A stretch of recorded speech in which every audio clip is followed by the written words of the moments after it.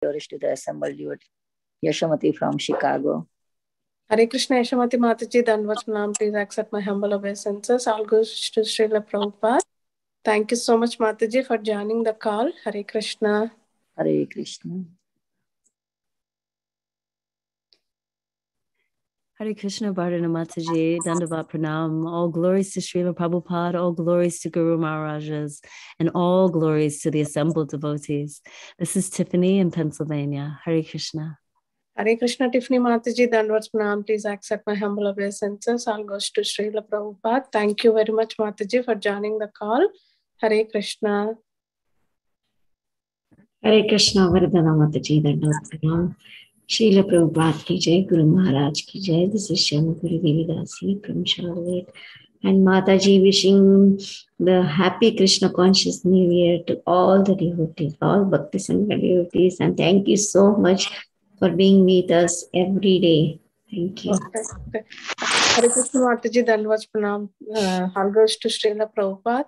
Thank you so much for joining the call, Mataji. I wish you everyone on this call a happy Krishna conscious prosperous New Year. Yes. Thank you, Mataji. Hare Krishna. Mataji, all of you, happy Krishna conscious New Year. Yashamati from Chicago. Thank you, Mataji. Thank you. Hare Krishna, Vardhana Mataji, Dandavat Pranam. Please accept my humble obeisances. All goes to Srila Prabhupada and Gurudev. This is Radharani Devidasi from Baltimore. Wish you a very happy New Krishna consciousness New Year birthday, Mataji. Wish you and all in the call, Mataji. Hare Krishna. Hare Krishna, Radharani Mataji, Danvat Pranam. Please accept my humble obeisances. All goes to Srila Prabhupada. Thank you so much, Mataji, for joining the call, and I wish you a happy Krishna conscious New Year, Mataji. Hare Krishna. Hare Krishna, Vardhana Mataji, Dandavat Pranam. All glories to Srila Prabhupada. This is Gandharva Devidasi from Texas. And Happy New Year to everyone. Hare Krishna. Hare Krishna, Vinita Gandharika Mataji, Dandavat Pranam. Please accept my humble obeisances. All goes to Srila Prabhupada. Thank you so much, Mataji, for joining the call. Wish you a happy Krishna conscious New Year, Mataji. Hare Krishna. Hare Krishna, Vardhana Mataji. Please accept my humble obeisances. All glories to Srila Prabhupada and all the assembled devotees on the call. A very happy New Year and Krishna conscious to everyone on the call and to you. This is Anita from Sharjah. Hare Krishna, Anita Mataji, Dandavat Pranam. Please accept my humble obeisances. All goes to Srila Prabhupada. Thank you for joining call, Mataji. Wish you a happy Krishna conscious New Year, Mataji. Hare Krishna. Hare Krishna, Mataji, Dandavat Pranam to you and all Vaishnava. Srila Prabhupada, Srila Gurudev ki jai, Printa. Happy Krishna conscious Year to you and all Vaishnava. Hare Krishna, Vrinda Gopika Mataji, Dandavat Pranam. Please accept my humble obeisances. All goes to Srila Prabhupada. Thank you so much, Mataji, for joining the call, and I wish you a happy Krishna conscious New Year, Mataji. Hare Krishna. Hare Krishna, Mataji, Dandavat Pranam. All glories to Prabhupada, all glories to Guru Maharaj, all glories to assembled devotee, and happy Krishna conscious New Year to everyone, every Vaishnava on the call. Hare Krishna, Dandavat Pranam, Mataji. This is Mohini Lakshmi from Detroit. Hare Krishna, Mohini Lakshmi Mataji, Dandavat Pranam. Please accept my humble obeisances. All goes to Srila Prabhupada. Thank you so much, Mataji, for joining the call, and wish you a happy Krishna conscious and healthy New Year, Mataji. Hare Krishna. Hare Krishna, Radha Mataji, Dandavat Pranam, Srila Prabhupada ki jai, Guru Maharaj ki jai, Priti Dasi from Charlotte. Hare Krishna and Happy New Year, healthy New Year to everyone. Hare Krishna. Hare Krishna, Preeti Mataji, Dandavat Pranam. Please accept my humble obeisances. All goes to Srila Prabhupada. Thank you so much, Mataji, for joining the call, and wish you a happy Krishna conscious New Year. Hare Krishna. Hare Krishna, Mataji, Dandavat Pranam. All glories to Srila Prabhupada and Guru Maharaj. This is Varsha from Charlotte. Hare Krishna, Varsha Mataji, Dandavat Pranam. Please accept my humble obeisances. All goes to Srila Prabhupada. Thank you so much, Mataji, for joining the call. Wish you a happy Krishna conscious New Year, Mataji. Is it the first time you are joining, Mataji, with Shangar? No, we are joining every day. And Happy New Year to meet again. Thank you. Hare Krishna, Mataji. Hare Krishna. Hare Krishna Hare Mataji. Krishna Vardhana Mataji, all glory Srila Prabhupada and Guru Maharaj. My humble obeisances to you and all the devotees. I wish you happy Krishna conscious New Year to all the devotees. Hare Krishna. Hare Krishna, Krishna Kumari Mataji, Dandavats Pranam. Please accept my humble obeisances. All goes to Srila Prabhupada. Thank you so much, Mataji, for joining the call. Hare Krishna, and wish you a happy Krishna conscious New Year, Mataji. Hare Krishna. Hare Krishna Mataji. Dandavad Pranam. Srila Prabhupada ki jai. Guru Maharaj ki jai. Krishna Das from Chicago. Hare Krishna. Hare Krishna, Arvind Prabhuji, Dandavats Pranam. Please accept my humble obeisances. All goes to Srila Prabhupada. Thank you so much, Prabhuji, for joining the call. Today I missed your first voice, Prabhuji. Thank you so much and wish you a happy Krishna conscious New Year, Prabhuji. Hare Krishna.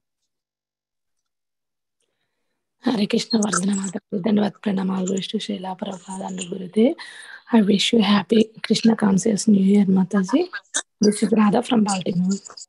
Hare Krishna Radha Mataji, Dandavad Pranam. Please accept my humble obeisances. All goes to Srila Prabhupada. Thank you so much, Mataji, for joining the call and wish you a happy Krishna conscious New Year, Mataji. Hare Krishna.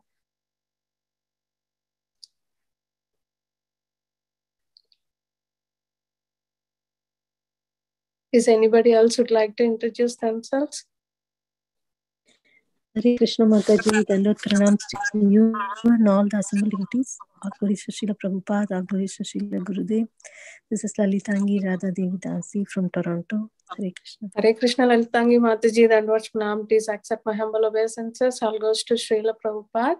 Thank you so much, Mataji, for joining the call. Wish you a happy Krishna conscious New Year, Mataji. Hare Krishna.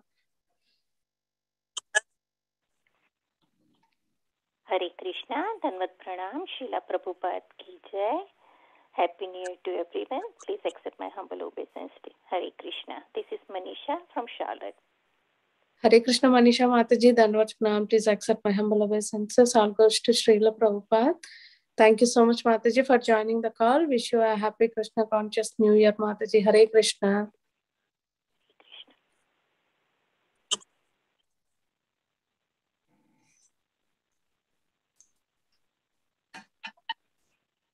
Okay. Yeah, ma'am. Welcoming all of you to the Bhakti Sangha conference call today. We are very fortunate to have His Grace Pavaneshwar Prabhuji. Prabhuji will be continue on the topic of Bhagavata Cosmology, Srimad Bhagavatam 5th Canto. Hare Krishna Prabhuji, Dandavats Pranam, all goes to Srila Prabhupada. Thank you so much, Prabhuji, for giving your valuable time and association to us this morning and enlightening on the special topic of cosmology of Srimad Bhagavatam. Canto 5. I'll hand out the call to you, Prabhuji. Hare Krishna. Please bless us, all of us, Prabhuji. Hare Krishna. Hare Krishna. So I have some problem with my video. So it's not coming. So we'll go ahead with that, without that.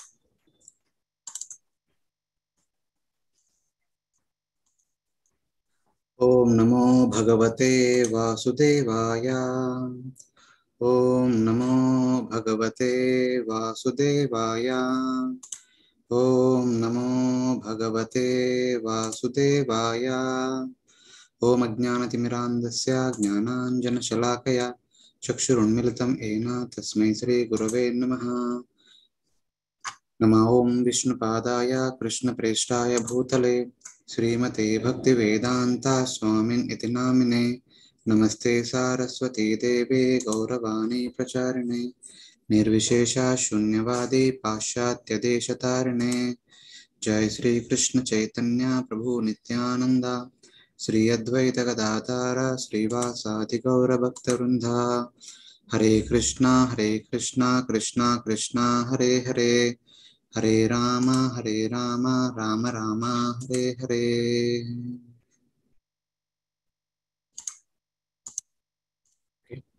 Hare Krishna. Thank you very much for joining even today. So all over the world, everyone is celebrating New Year. So from my side, very happy Krishna conscious New Year to each one of you. So as part of our discussion, we kind of discussed about the subdivisions of the entire Bhumandala. And as we just mentioned yesterday, so we'll be discussing from chapter 21 onwards all the way up to 26, talking about the remaining 13 planetary systems. So that is the discussion for today. And yesterday we have briefly saw that we discussed about this Bhumandala, and now we were going to see the remaining planetary systems. So which Lord Brahma divided from the lotus. So this lotus itself has been divided into 14 planetary systems. From stem portion we have Bhuvarloka and Swargaloka.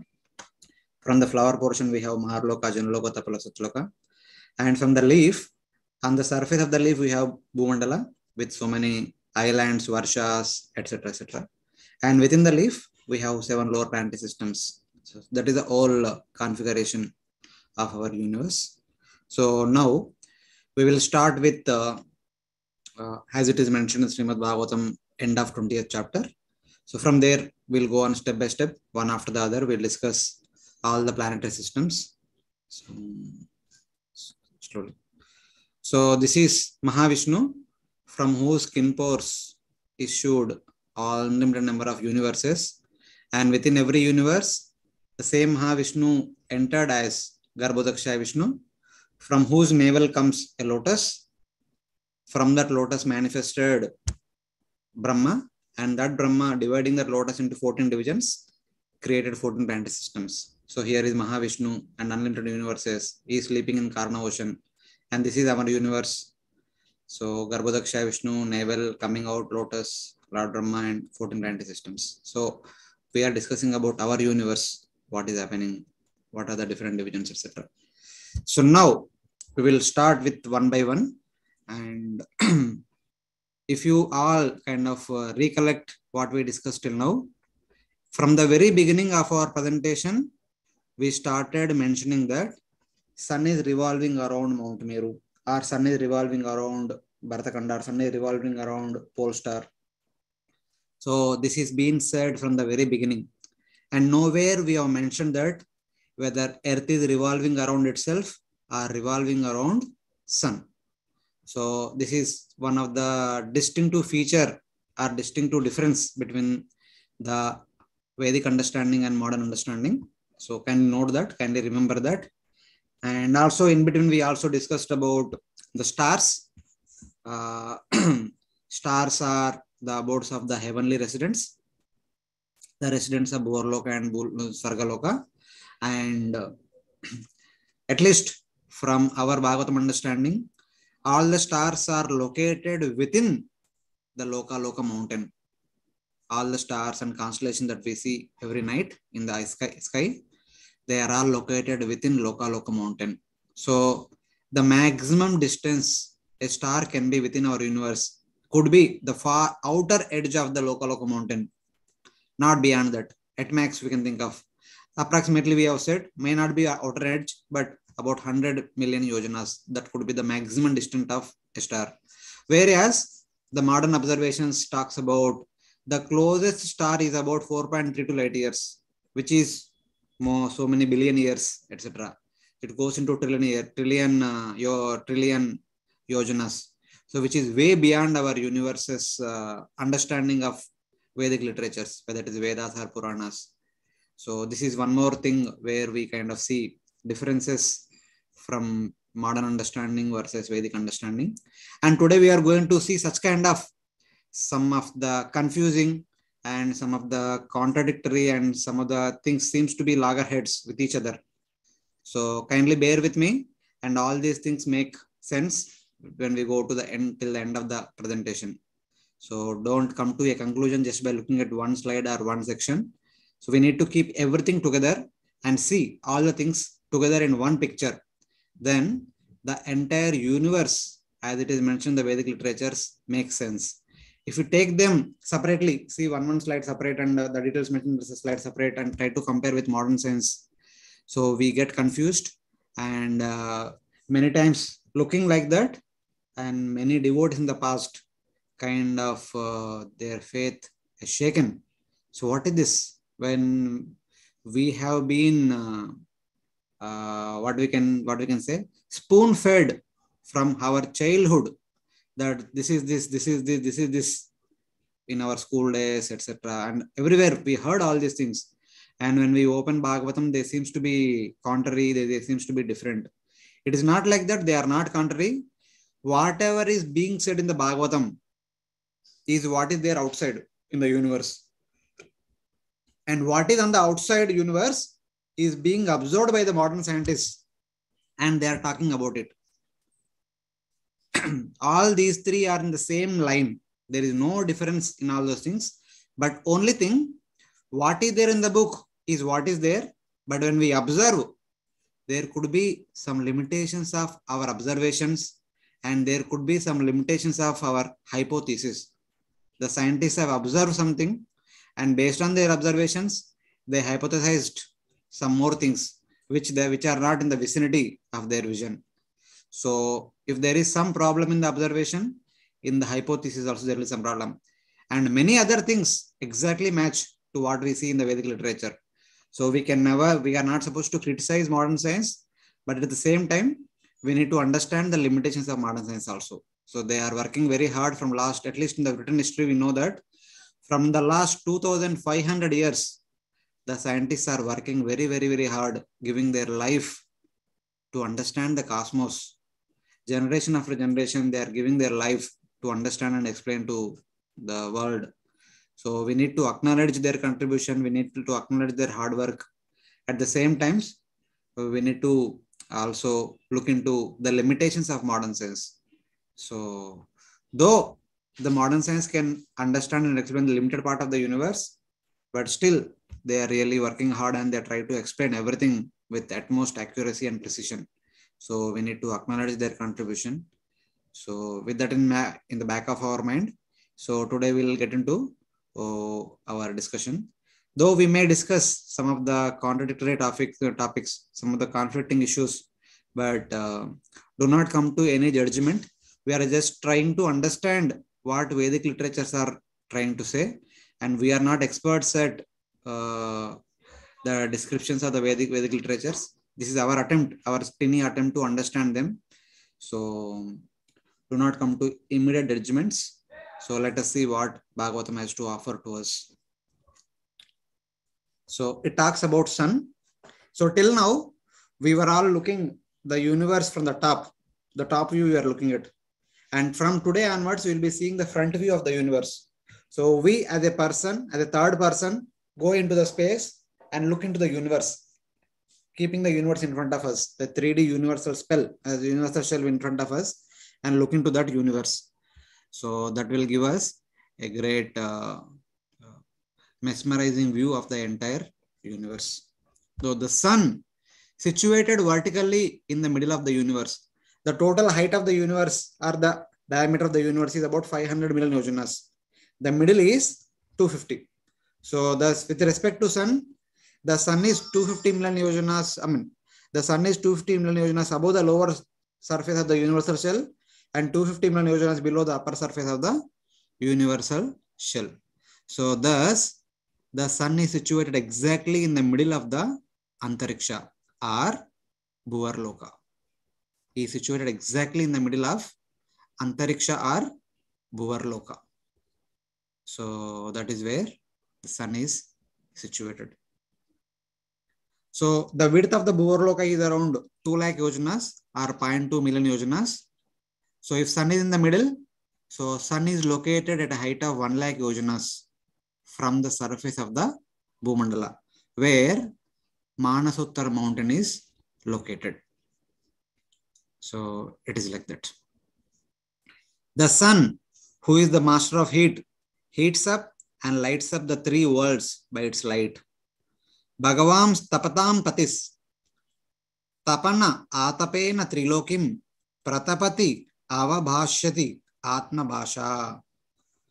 The Lord, who is the precedent deity of heat, he gives us heat and light to Bhuloka, Bhuvarloka and Swargaloka. These 3 planetary systems, these 3 lokas get heat and light from sun. Our existence completely depends upon sun.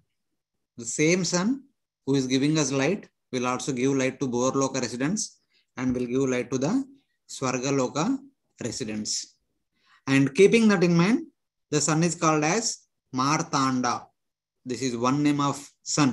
One direct meaning of Martanda is that he is a blazing fireball. That person is called Martanda. Another meaning is that Mruta Anda. He is that person who had entered into a dead universe and gave life to it. Just imagine if there is no sun, day after day, day after day. Not only sun, but other byproducts of sun. The byproducts of sun, like all the fuels and the fire and all the electricity. If none of these things are there, how long we can exist in this world? Maybe at most few days, not more than that. And is also called Hiranyagarbha. In the Bhagavatam, this word comes many places. There is something called Virata Rupa and something called Hiranyagarbha. Virata Rupa is another form is Vairaja. So Vairaja means the grass universal form. The universal form in its grass manifestation is called Vairaja, which is nothing but the 14 planetary systems. That is called Vairaja. And Hiranyagarbha means subtle universal form, which is nothing but combination of all the living entities that are living in the entire universe, all the way up to Brahma. They are all called, combined together is called as Hiranyagarbha. That is subtle universal form. And sun is also called Hiranyagarbha because he is giving, he is keeping all the living entities in this universe alive. If it is not for sun, we can't exist any more than few days. It is because of sun, because of sunlight, because of daytime, and because of all the light forms, that is fire and electricity and other things, we are what we are. That's why it's called Hiranyagarbha. Suryena hi vibhajayati disha kam dyaur mahi bida sarga apavarga naraka rasau kamshicha sarvasha. It is with respect to sun. We have distinctions. What is what in all over the universe. The directions are because of sun. The ether is also described because of sun. The Swargaloka, something is known as Swargaloka because of sun. Something is known as Bhuloka because of sun. Something is known as Bhuvarloka because of sun. Something is known as Swarga and Apavarga because of sun. Something is also known as Anaraka is also because of sun. Something is known as Rasatala and other lower planetary systems because of sun. Everything in the universe, they get their identity only because of sun. If there is no sun, then there is no identity for anything else in this world.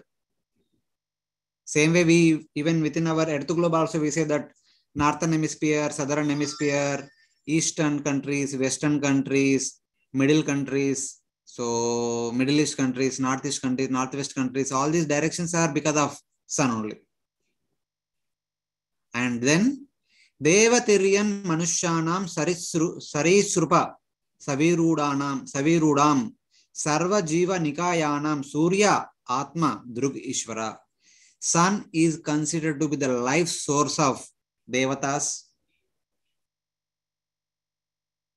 animals, human beings, reptiles, plants, Sarva Jiva Nikayanam. He is the soul of all the living entities. If without sun, there is no existence for anyone. And also, sun is also called as Drug Ishvara. He is the presiding deity of our eyes. He is the controlling deity of the function of our eyes. It is because of him. It is under his presence the eyes can see some object. So when we say sun, all the byproducts of sun, which include the electricity, fuel, fire, candles, everything part of sun only. So the sun function is heat and light. Wherever that heat and light are there, they are all functions of sun.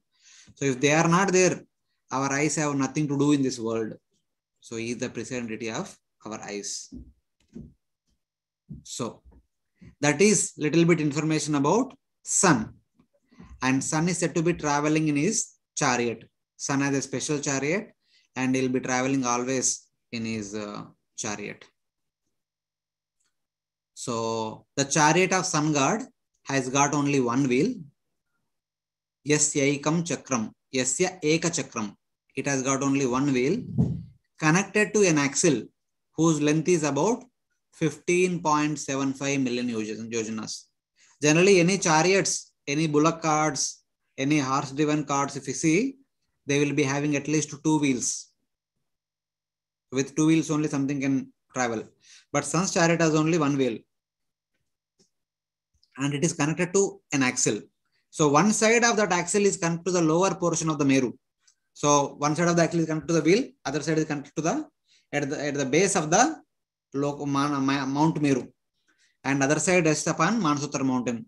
That second side, outer side, which is connected to the chariot wheel of the sun god, it is located just above Manasutra mountain. Tasyaksho meroho meror murdni kruto Manasottare krutetara bhago. So one side it is connected to the Murdni, the base of Mount Meru, and other side is connected to the wheel, which is located just above Manasutra mountain. Yatra protam ravirata chakram. And being connected to this chariot wheel, the chariot of sun is continuously revolving in clockwise direction. The wheel continuously rotates on Manasutra mountain like the wheel of an oil pressing machine. Ravirata chakram taila entra chakravad brahman manasottara girau paribramanti. Just like in a traditional oil pressing machine revolves in clockwise direction day in day out in order to extract the oil from groundnuts and other such kind of grains, the chariot of sun god also travels in the similar way. So now let us examine how this chariot look like, etc. So this is the Bhumandala, the cross-sectional view of the entire Bhumandala as you look from the front side. Here we have the entire Bhumandala with terra shape. Here we have Mount Meru. On the surface of the Bhumandala we have Bharatakanda, our earth globe. And here is Manasutra mountain. And here is Dhruvaloka. And chariot wheel of the sun god rotates, rests about just above Manasutra mountain. And this is the body of the chariot of sun god. Here is the axle. So one side it is connected to the base of Mount Meru, other side is connected to the chariot wheel.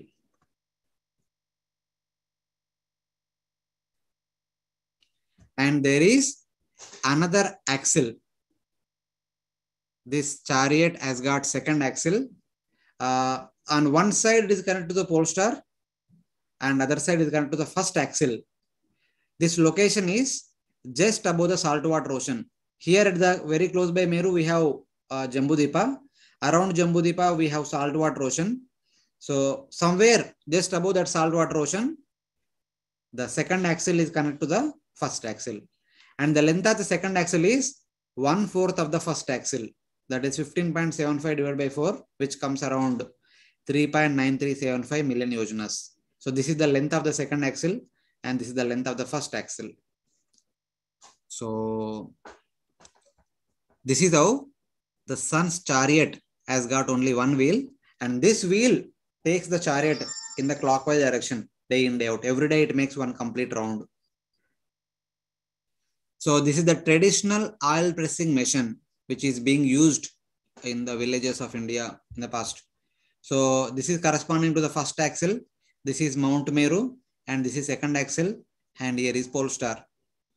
And when the grains are put in this, they are pressed and oil will be extracted from here, something like that. Of course, this is the machine driven oil pressing machine, but this is Meru and this is pole star.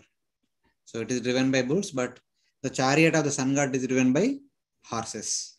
So the chariot is connected to 7 horses, etc. So then in the Bhagavatam commentary, it says that, so Bhagavatam said that the sun is located 1 lakh yojanas above the surface of the Bhumandala. So now, according to Srila Swami, the sun's chariot wheel rotates at a height of 50,000 yojanas on a surface made flat by wind. The chariot wheel does not touch Manasutra mountain. Instead, it will be traveling on a path, flat surface made by wind itself. Actually, it travels in the ether only.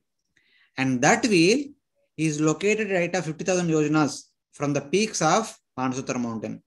So from the top of Manasutra mountain to the base of the wheel is about 50,000 yojanas. And Manasutra mountain itself is 10,000 yojanas. And from the base of the wheel to the place where sun is seated, that is basically the body of the chariot, that is another 40,000 yojanas. So 10 plus 50 plus 40, total becomes 50,000 yojanat. And sun is situated in an enclosure whose dimensions are 3.6 million yojanas by 0.9 million yojanas. So this is the place, this is the range in which we can see sun being situated throughout a year. So if you go into more details, other acharyas, Bhagavatam does not clearly explain what it means Rataneda, but Rataneda is a 3D area in which sun moves horizontally and vertically. So later on we discuss about Uttarayana, Dakshinayana, and also we discuss about sun is coming closer to Mount Meru and going away from Mount Meru, etc. Further in the future session we will discuss. But in any case, if a 3D cube we prepare here, the sun travels horizontally and vertically with the dimensions within a cube of these dimensions, 3.6, 0.9 and 3.6. So but top to bottom is about 3.6 and left to right is about 3.6 and front and backward about 0.9. So that is the range in which the sun is said to be moving, sun is said to be observing with respect to the axle. So that's how the acharyas have mentioned about it. So then the sun's chariot is driven by 7 horses and they are named of the 7 Vedic meters. The 7 popular Vedic meters are known as Gayatri, Bruhati, Ushnik, Jagati, Trishtup, Anushtup and Pankti. So basically the meters are the way of composing a verse. So a verse, a shloka in one line may be having 24 letters or 28 letters, 32 letters, 36 letters, 40 letters, 44 letters. So as the number of letters varies, we see the shlokas as bigger and bigger. In Bhagavad-Gita, we see some shlokas are small, some shlokas are big. Even Bhagavatam also, we see some shlokas are small, some shlokas are big. And most of the shlokas in Bhagavatam are small. They are all in Gayatri meter. And those who are big, they are in the Anushtup meter, etc. Something like that. So then, all these 7 horses are harnessed to a yoke whose length is 0.7 million yojana, 0.9 million yojanas. The yoke is basically that wooden pole which is kept on the neck of the horses, so to which the horses are tied. So then, Aruna is the chariot driver. He actually drives the chariot of sun god. Though while he is driving the chariot in the front side, he always looks backward to have the darshan of sun god continuously. And just for information, Aruna is the elder brother of Garuda. Both Aruna and Garuda were born to Vinata, who was one of the 17 wives of Kashyapa Muni. So first Aruna was born and he became the chariot driver of Surya Narayana. And later on Garuda was born. He became the carrier of Lord Vishnu. Both are actually close brothers. And in front of this chariot of sun, there are 60,000 sages who are known as Valakilyas. They will be flying backward, but standing in front of sun god and continuously chanting eloquent prayers in order to inspire sun to do his service. So they are all mystic sages known as Valakilyas. They are 60,000 in number and their size is like the thumb, the size of the thumb. They are very small sages. So they will be continue to pray, offer eloquent prayers unto sun god so that the sun god would do his service happily. And while sun is doing the service day in, day out, traveling every day in the chariot, giving light and heat to the entire universe, there are 7 set of people are assisting him in his service. The Gandharvas continuously sing sun's glories.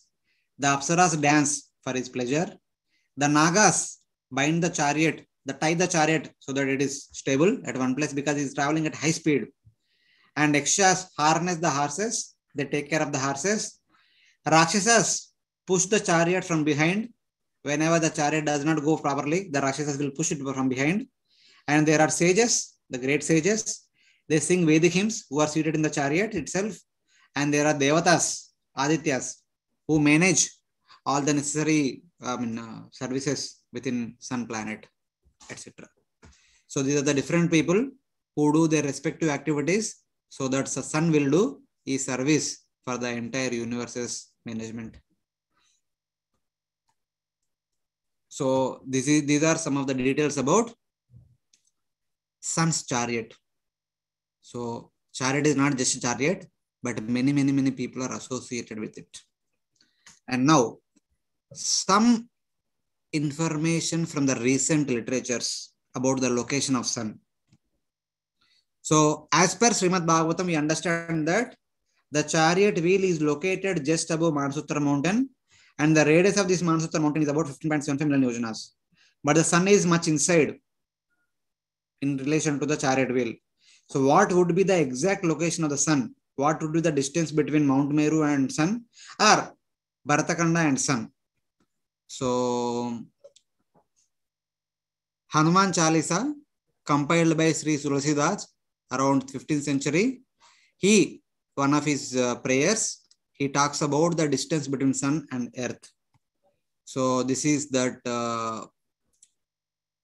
dohe, which is called in that Hanuman Chalisa, Tumharo mantra vibhishana mana, Lankeshwara baya sabajaga jana, Juga sahasra yojana parabanu, Lilyo tai madura falajanu. So here, this is Hanuman Chalisa, as if it is Hanumanji is directly speaking, like that it is compiled. So Hanumanji is saying that, just as I jumped to Lanka, I had jumped to sun in my childhood. Tumharo mantra vibhishana mana.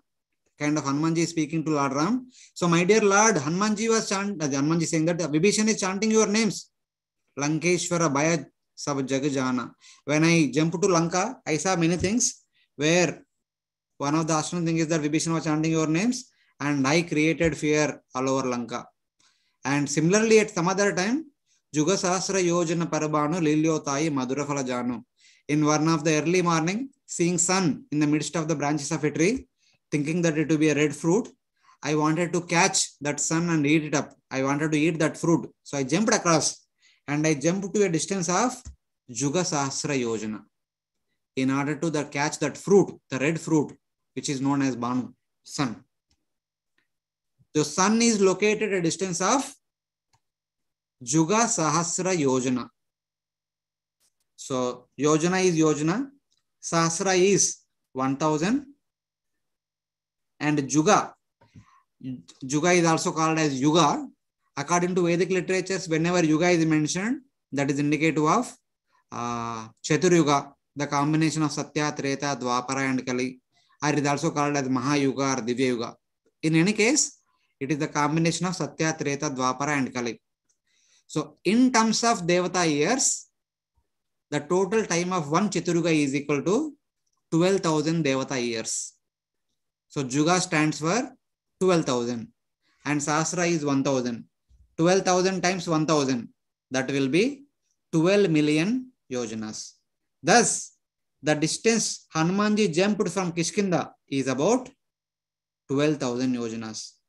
12 million yojanas. That means the distance between sun and earth is about 12 million yojanas, according to Tulsidas. So though the chariot wheel is a distance of 15.75 million yojanas, but the sun is located at a distance of 12 million yojanas. When we convert this 12 million yojanas into miles, 12 times 8, it becomes 96 million miles. And 96 times 1.6, 1 mile is equal to 1.6 kilometers. And that will be 153.6 million kilometers. So according to our modern observations, the distance between sun and earth, they say it is 93 million miles or 150 million kilometers. And it is called as one astronomical unit.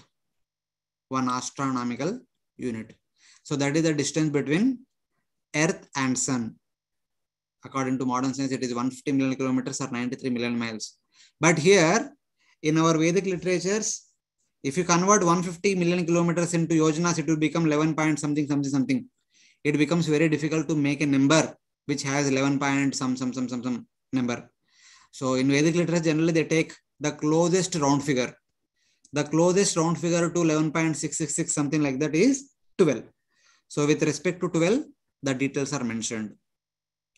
So Sun is approximately about 12 million yojanas, or 96 million miles, or 153.6 million kilometers, according to Sri Tulasidas, which is revealed in the 15th century itself. So regularly we recite Brahma Samhita prayers, in which the sun is glorified very nicely. Echakshuresha savita sakala grahanam raja samasta suramurti rashesha teja yasyagnyaya brahmati sambhuta kala chakro govinda madi purusham tamaham bhajami. I worship Govinda, the primeval Lord, under whose control even the sun, which is considered to be the eye of the Lord, Echakshuresha, sun is considered to be the eye of the universal form, rotates within the fixed orbit of the eternal time. He rotates along with the Kala Chakra. Yasyagnyaya Brahmati Sambhuta Kala Chakra. By the order of the Supreme Lord, the Sun God continuously rotates along with the Kala Chakra in his own orbit. The Sun is the king of all planetary systems, Raja Samassa Murti Rashesha Teja, and has unlimited potency in heat and light. So these are the features, different features of Sun God. So Brahma Samhita says Sun is continuously rotating by the order of Supreme Lord. That is what we are studying from the beginning of our discussion. And he is traveling in his majestic chariot, which is driven by 7 horses, which are controlled by Aruna, who is the elder brother of Garuda. And here is seated the Surya Narayana. Though all the devatas are considered to be the Vibhuti forms of the Supreme Lord, Sun is considered to be the Amsha Avatara. He is actually Shakti Avesha Avatara. Sun is Shakti Avesha Avatar of the Supreme Lord. Though it is not widely mentioned many places in the Bhagavatam, but some of the Acharyas, they say that Sun is not an ordinary person. He is actually Shakti Avesha of the Supreme Lord. That's why he is called as Surya Narayana. Lord Narayana himself is invested his own potency in order to maintain the entire universe in the Sun God. So that's why he is Surya Narayana and is traveling very majestically in his chariot. So these are the few details about Sun. Few years back, for one of our Brahmachari Yatras, we have visited Srirangapatnam, and then we also been to Sringeri, one of the Shankaracharya's mutts, where Sharada Devi's deity is installed. So there in one side, we have seen this chariot of the sun, sun's chariot. Because Shankaracharya followers are Panchopakas, they worship the 5 deities, the Shakti, they worship Durga Devi, and they worship Lord Shiva, they worship Ganesh, they worship Surya, and they also worship Vishnu. So this is the chariot of the sun god. We can see here one wheel. This is the chariot body, and some more details. Here is the chariot driver, and here is the sun god who is seated on the top, and here are the 7 horses. These are the 7 horses, and this is the chariot driver, and this is the one wheel of the chariot. So once in a year, they take out this chariot, they nicely decorate it, and they worship this chariot during the Brahmostavas of the particular temple. So these are the photos of those decorations and celebrations, etc. Here is the wheel, here are the horses, here is the sun. Sun is here. So these are the few details about sun. So if you have any questions related to sun, kindly note down. We will discuss moon, and then we'll take questions combinedly for both sun and moon, so that we can address both the things together. So this is all about sun. This is the Bhumandala. We had Bhartakanda here, Mount Meru, a pole star here. This is sun, chariot, chariot driver, horses, chariot wheel, Mansutra mountain, axle, second axle, etc. And in relation to sun, the moon is located 1 lakh yojanas or 0.1 million yojanas above the rays of the sun. Bhagavatam clearly says in Sanskrit text like this.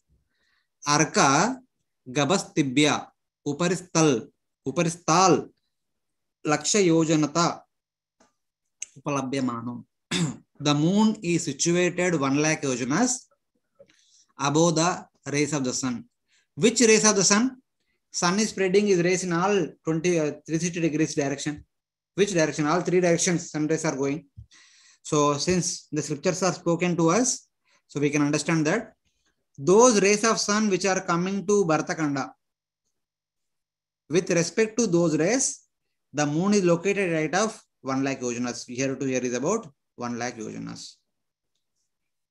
So if you read the translation and purport for this verse, 5:22, 8 to 10, these three verses, and also at many places, Prabhupada's conversations and Prabhupada's letters to some of his correspondences and some of his friends and well-wishers and also some of the devotees, disciples, we see that Prabhupada keeps moon just above the sun.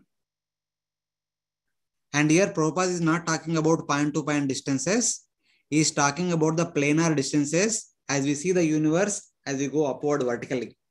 So in the past, we discussed about the horizontal structure of the universe, where we discussed about different divisions and measurements in the Bhumandala.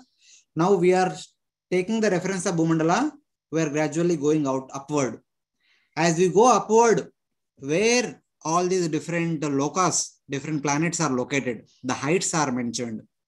So with respect to the surface of the Bhumandala, from Pushkar Dvipa, the sun is located right of 1 lakh yojanas. And then as you go upward with respect to position of sun and with respect to those sun rays which are coming to earth globe or Bhartakanda, the moon is located at a height of 1 lakh yojanas. But Bhagavatam does not say directly that the moon is located just above sun or moon is far or close to earth. Such kind of statements are nowhere mentioned. So it is just located 1 lakh yojanas above the rays of the sun which are coming to our place, Bhartakanda. So when Prabhupada says that sun is near, moon is far, because Sunday comes before Monday, etc. Okay, that is all there. So because for all practical purposes, Prabhupada kept the moon just above the sun. Even if you see the translation, in the translation for this verse, Prabhupada says that the sun is situated 1 lakh yojanas above the sun only, not the rays of sun. Prabhupada says above the sun. So sun kept moon here. So if the moon is here, so then Prabhupada's logic is that if you want to go to moon, you need to go from here to sun and then travel to the moon. And the distance between earth and sun is very far, quite far. And it is very difficult to go there, long distance. And even if somebody goes to the sun also, it is a very rare chance that one can survive. So like that, Prabhupada would always kind of talk to and correspond with the different people, different acquaintances which Prabhupada would had in the educational, literary fields, etc. And sometimes Prabhupada would debate with the devotees. So don't take it like that. Prabhupada he does not spend much time on this particular topic. He just gave the responsibility to some of his disciples to understand it in more detail and present it in more scientifically. But for the matter of the discussion, Prabhupada would always, since Bhagavatam is talking about the vertical heights, and Prabhupada kept all the planets one above the other. The sun, moon, Mercury, Venus, like that. Prabhupada and explanation is all one above the other only. But though they are not one above the other.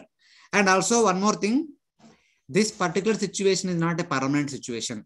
Later on we see one of the verse from Vishnu Vayu Purana. The details that are mentioned in Bhagavatam, same details are also mentioned in other Puranas, are all corresponding to the position of all these different planets on Makar Sankranti. On the day of Makar Sankranti, sun is located at the bottommost position of the Bhuvarloka, almost at the lower parts of the Bhuvarloka, very close to Bhumandala. But from January 14th, Makar Sankranti onward, sun gradually goes upward. Maybe few days later, the sun will be going upward and moon will come below the sun, below with respect to the plane of sun. So that time, this particular condition does not valid. So on Makar Sankranti, sun is below and moon is above. A month later, the sun will be above and moon will be below. We will see in one of the future presentations, we will see that how it happens and where, etc., etc. But this position, which is the positions of all the planets, which is mentioned in the Bhagavatam, is not a permanent position. These details are only applicable to one day on one Makar Sankranti, about which Srila Vyasdev compiled in the Bhagavatam, or Srila Sukadeva Goswami spoke to Parikshit Maharaj. If Sukadeva Goswami might be speaking about some other day, maybe 3 months later, about the position of the planets in the month of April, then the conversation would be entirely different. It won't be like what is said in the Bhagavatam. So this is not a permanent position. So that dialogue that sun is closer and moon is farther, it is only a matter of discussion. So without putting much into consideration, Prabhupada just casually spoke about it. Keeping moon just above sun, since vertical dimensions are talked about.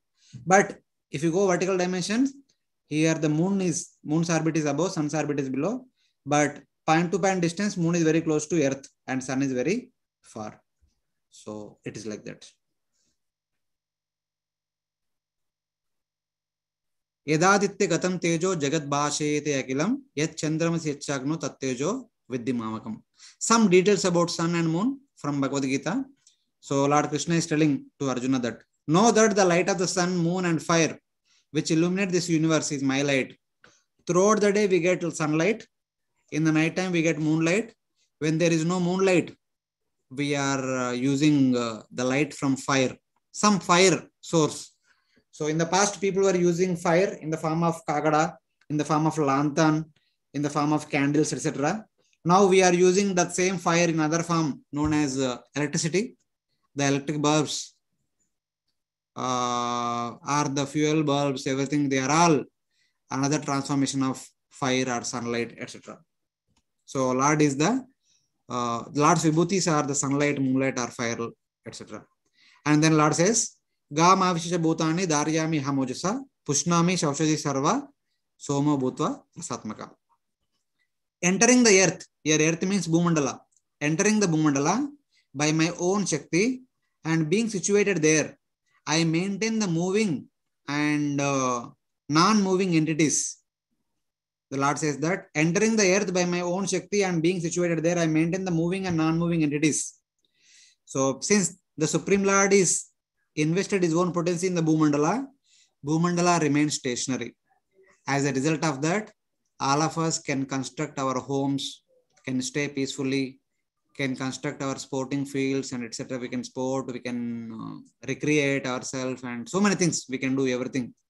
It is because of Lord's presence in the Bhumandala and Bhumandala's stability. And then he says that, becoming the sweet juiced moon, I cause plants such as rice to increase and grow. Soma Rasatmaka, removing Bhutva, Soma Rasatmaka. Soma is a planet made up of rasa. Since Soma is full of rasa, and that rasa is also coming to us, and that rasa is stored within the grains, food grains, vegetables, fruits and flowers. And from all of them, we get all those foodstuffs which actually nourishes. From the food grains such as the rice, dal, lentils, etc., we are nourished. And from the vegetables, we are nourished. From the fruits, we are nourished. Even from the flowers store this nectar drops as nectar within them. And the honeybees come and collect it and they prepare honeycomb.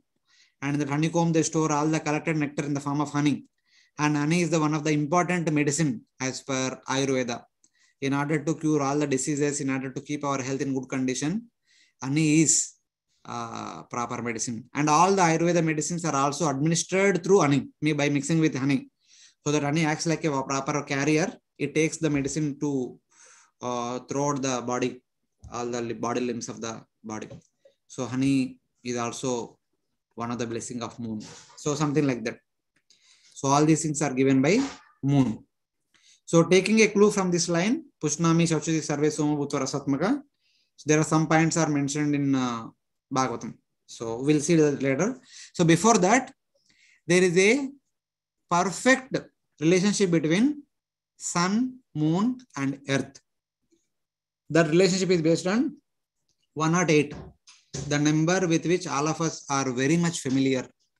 in our day in, day out existence, we are very closely connected with 108. And the same 108 is closely connecting Earth, Sun, Moon. So let us see how it is. We have seen in the previous sessions, the diameter of Bharatakanda or Earth is 1000 yojanas. So since Bharatavarsha is about 9000 yojanas, there are 9 divisions and every division is about 1000 yojanas, and Bharatakanda is also 1000 yojanas. This is the diameter of the sphere like Bharatakanda. And taking a reference from this, the Rigveda says that the diameter of the sun is equal to 108 times the diameter of the earth. So 1000 into 108, that will be 1,08,000 or 108,000 yojanas is the diameter of the sun. And then the distance between sun and earth is equal to 108 times the diameter of sun. So 108 multiplied with 108,000 yojanas, that will be 11.664 million yojanas. The multiplication of these two will be 11.664 million yojanas.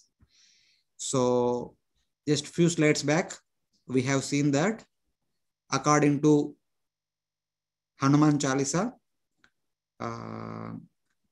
Srila Tulsidas says that the distance between Hanumanji jumped to a distance of 12 million yojanas in order to catch the sun, who was looking like a red fruit in the morning.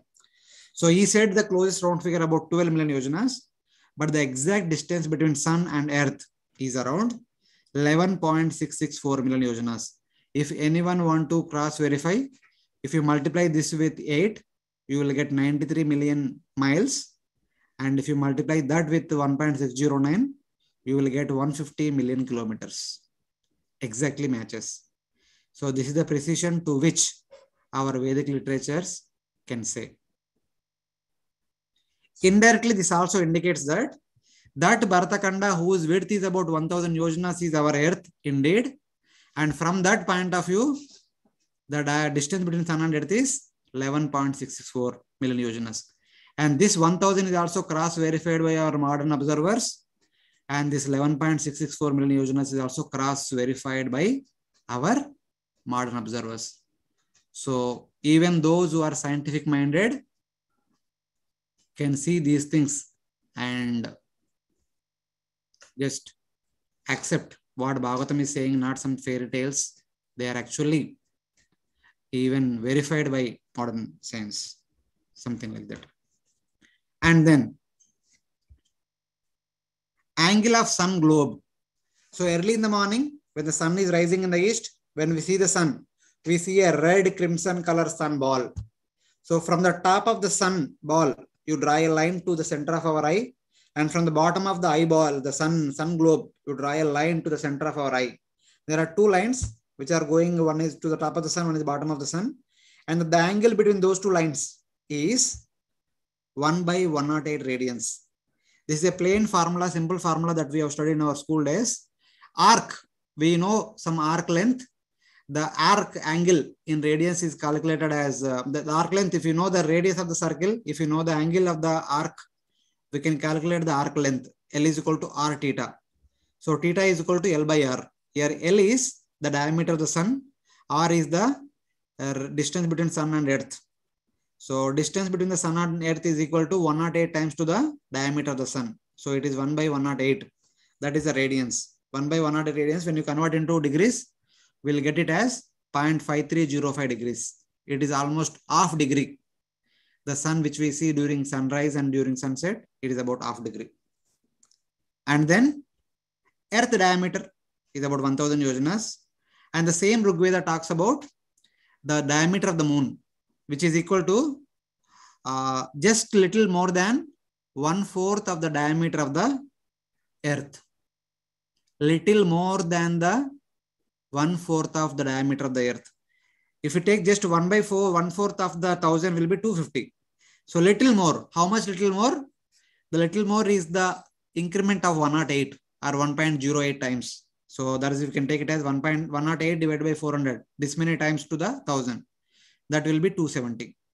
So the diameter of the moon is 270 yojanas. the diameter of the moon disk is 270 yojanas. And the distance between Earth and moon, it is 108 times to the diameter of the moon. That is 270 into 108. That will be 29,160 yojanas. So this is the point to point distance of the moon. The point to point distance of the sun is 11.664 million yojanas. And that of the moon is 29,000 million yojanas. So this also makes it clear that the moon is very close to Bhartakanda than the sun. Sun is at a distance of 11.6 million yojanas. Moon is about 29 or 30,000. We can take round figure. Easy to mention. 30,000 yojanas. Very close by. And similarly, the angle of the moon is about 1 by 108 radians, which is also 0.5305 degrees. So now the same details we try to compare with the modern observations.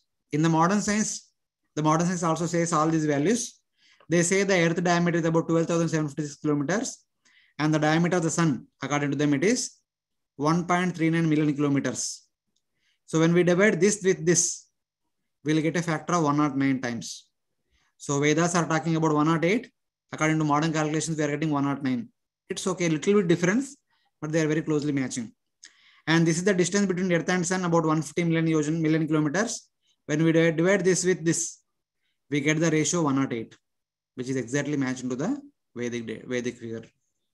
And then, because of the solstice and because of the different seasons, the sun is coming closer to Earth and going far. So because of that, the sun disk sometimes becomes bigger, sometimes becomes smaller. The angle varies from 0.2 to 0.52 to 0.54. The mean value will be 0.53, and which is also same as that of the Vedic value. And about moon, the diameter of the moon according to the modern calculations, it is 3,476 kilometers. And the ratio between this and this will be 109 by 400. The Vedic number is 108 by 400. The modern number comes to 109 by 400. Little small difference. And then the distance between moon and Earth is 384,400 kilometers. The ratio between this and this will be 110. Where in the Vedic calculations we have 108. So little bit change, but still okay, acceptable. And the moon disk angle varies from 0.49 to 0.55. The mean value will be 0.52, which is little smaller than the Vedic number. So this is how the Puranas, though they may mention approximate values, but somewhere if we go deeper into it, we can also get exact numbers. So to this precision, the details are mentioned in the Vedic literatures. And it is very easy to remember in terms of the Vedic literature. For example, in the modern science, if you want to remember all these things, how many numbers you have to remember? 1, 2, 3, 4, 5, 6, 7, 8, 9. We have to remember 9 numbers just for sun and moon. But according to Vedic calculations, we have to remember only 2 numbers.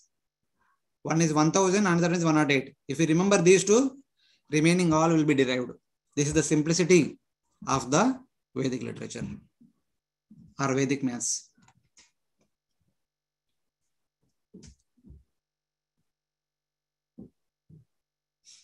So now let us spend some time to try to understand about what is the moon, what the moon is all about. Yeah, how does it look like? Is it a satellite? As the modern science says, the moon is a satellite of the earth. And Jupiter also has so many satellites. Or is a star, as Bhagavad-Gita says, Nakshatrana Maham Shishi. Among all the stars, I am a moon. Is it star? Or is it an abandoned place? As NASA says, the moon is an abandoned place, no one is there. And they say that there are some water sources are there so that we can go and start living, something like that. So let us try to understand what moon is all about from Vedic literatures, especially from Bhagavatam, what Bhagavatam has to say about the moon. So then, one verse in this area, 8 to 10, says that with its waxing and waning phases, the moon creates during its waxing phase. Waxing phase is also called as Shukla Paksha in our Vedic tradition. During the Shukla Paksha or during the waxing phase, the moon creates day for the Devatas and night for the Pitrus. So Shukla Paksha is night for the Pitrus, day for the Devatas. And because of this, the Shukla Paksha or the waxing phase is suitable for the worship of the Devatas. So generally, when any auspicious ceremony is selected, so I just observed this just to cross check. Many times either it is marriage or it is name giving ceremony or it is housewarming ceremony. They try to put the auspicious muhurta during the bright fortnight only. They don't want to do such kind of ceremony during the dark fortnight. They try to select, if possible, as much as possible in the bright fortnight, because that is a auspicious muhurta in order to perform that auspicious ceremony where the worship of the Devatas is included in it. So something like that. So Shukla Paksha is favorable for the worship of Devatas. And then during its waning phase, which is known as Krishna Paksha or dark fortnight, the moon creates day for the Pitrus and the night for the Devatas. And this particular fortnight is suitable for the worship of the Pitrus. The Krishna Paksha is suitable for the worship of the Pitrus. That's why in the entire year, in the Bhadrapada month, the Krishna Paksha is considered to be the Pitru Paksha, during which all over India, our family members offer Shraddha unto the forefathers. Those 15 days, starting from Pratipada all the way up to Amavasya, and especially on the day of Amavasya, Bhadrapada Krishna Amavasya. So there are huge celebrations all over India offering Shraddha rites to deceased forefathers, because that is suitable for the worship of Pitrus. So then there is also a mention of who are the Pitrus. Pitrus are those who drink the hot vapor of food. Hot vapor of food. Ushma Bhagahi Pitara. Pitrus heat the steam. Ushmapa. This is from Taitareya Brahmana from Yajurveda 1.3.10.6. It says that the Pitrus are those who drink hot vapor of the food. So what is this? We may discuss a little bit later today itself. What exactly the meaning of this? This again comes the same phrase. That time we will discuss. So the shloka is this one. Of course, not this. So this is about the explanation of that shloka. And there is another same shloka which we discussed in the very recent past from 20th chapter. Sagobi Pitru Devebhyo Vibhajan Krishna Shuklayo Prajanam Sarvasham Raja Naba Soma Na Astu Iti, which says that this is from 5:20:12, 12th verse of the 20th chapter. The inhabitants of Salmala they praise the moon god. May the moon, the king of all citizens and all of us, who divides food for the Pitrus and the Devatas, according for the Pitrus and the Devatas, according the waning and waxing phases by his race, be favorable to us. Basically, he gives food and nectar or somarasa to the Devatas and Pitrus by creating Krishna Paksha and Shukla Paksha. Because of these two divisions, the moon is providing food for the Devatas in the form of somarasa, and the moon is also providing food in the form of food grains, vegetables, fruits, and honey to all the human beings. So like that. So this is the shloka we are discussing under current context. Ata chapurya manabhischa kalabir amaranam shyemanabhischa kalabi pitrunam aho ratrani. So he is causing day and night for the Pitrus and Devatas because of his increasing order of the moon phases and decreasing order of the moon phases. Purva Paksha, Para Paksha, Ubayam, Vitanvata. So something like that. So some pictures, let us see, try to understand. This is like, as you see on the top, this is how the Bhartakanda look like. This is the North Pole, and here we have India, and here we have Sun, and this is the moon, which will be revolving around Earth. Sorry, some problem here. It is supposed to be revolving here. This is the orbit of the moon.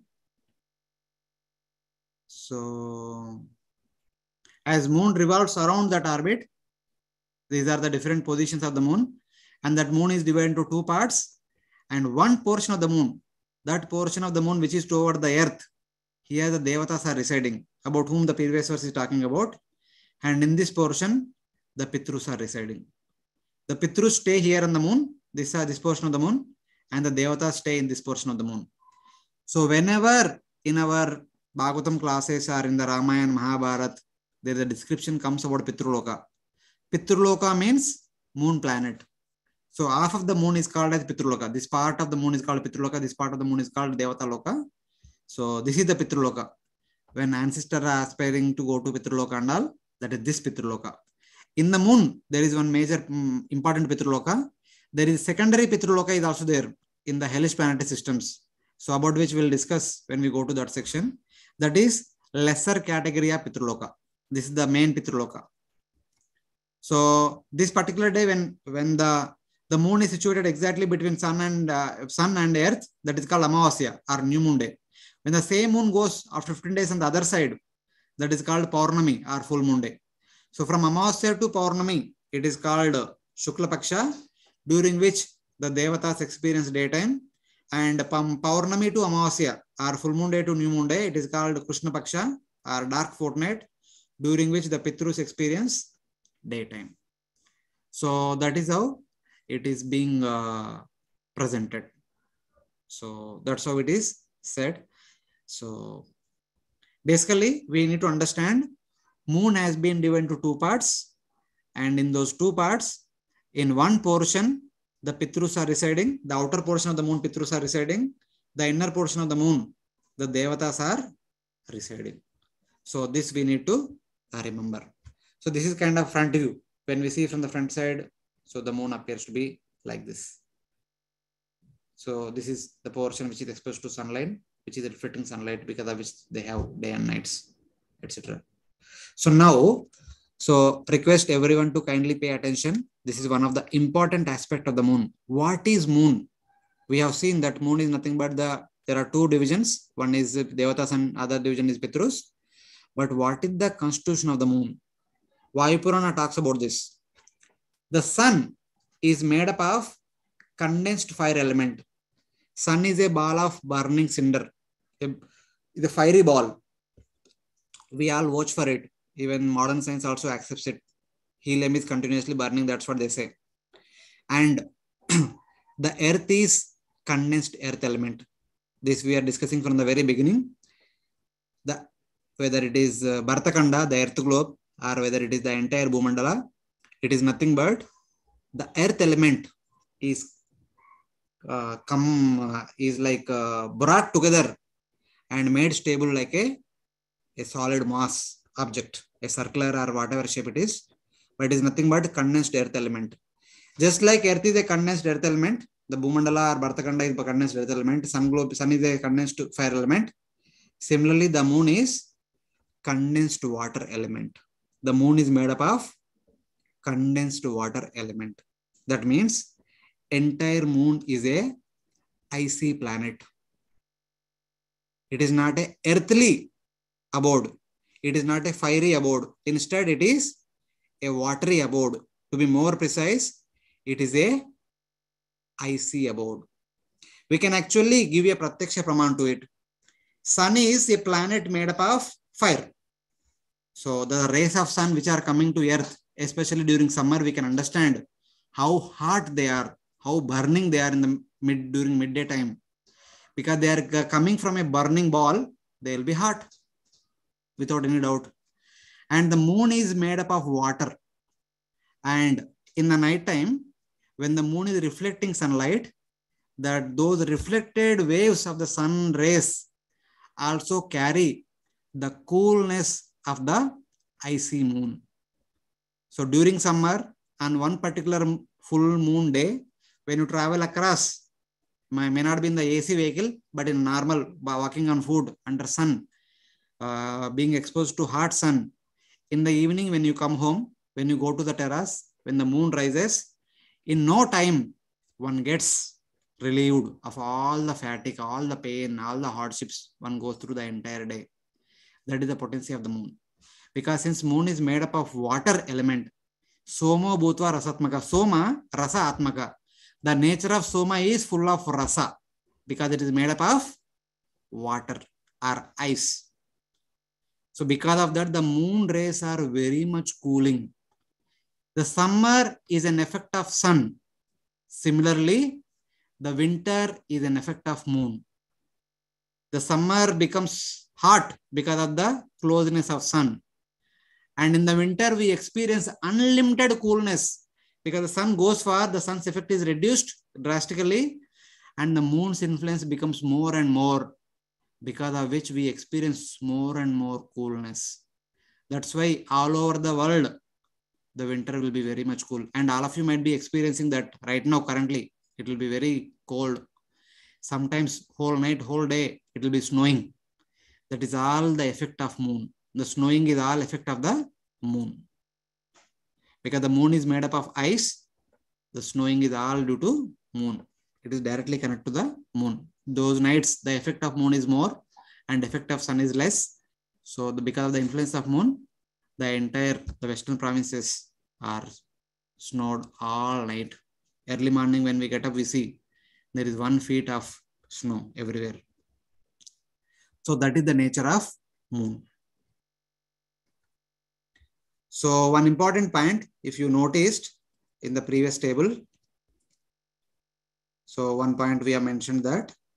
So here, the distance between moon and earth is only 29,160 yojanas. It is only about 30,000 yojanas. And till now we were discussing that the sun is revolving around Mount Meru, etc., etc. But Sri Tiruvenkada Ramanujajiyar, who had given us the picture of Bhartakanda, so in his picture of the universe, he actually explains one more thing, that the moon, sun, and all other planets are not exactly revolving around revolving around the Mount Meru. Instead, they are actually revolving around a line joined between Bhartakanda and Pole Star. There is a line joined between Bhartakanda and Pole Star, and the sun, moon, and all other planets are revolving around, keeping this line at the center of their orbit. They are revolving around in clockwise direction. Why? Because one simple understanding is, if the sun is revolving around Meru and the moon is also revolving around Meru, the sun's orbital radius is about 11.664 million yojanas. That is very far. Fine. But the moon is only 30,000 yojanas.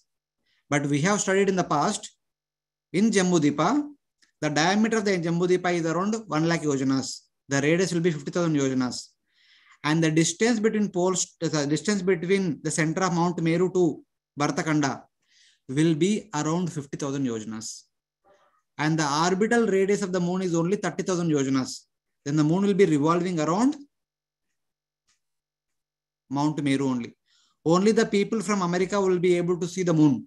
But that is not the scenario. We are seeing, even from India also we are seeing the moon.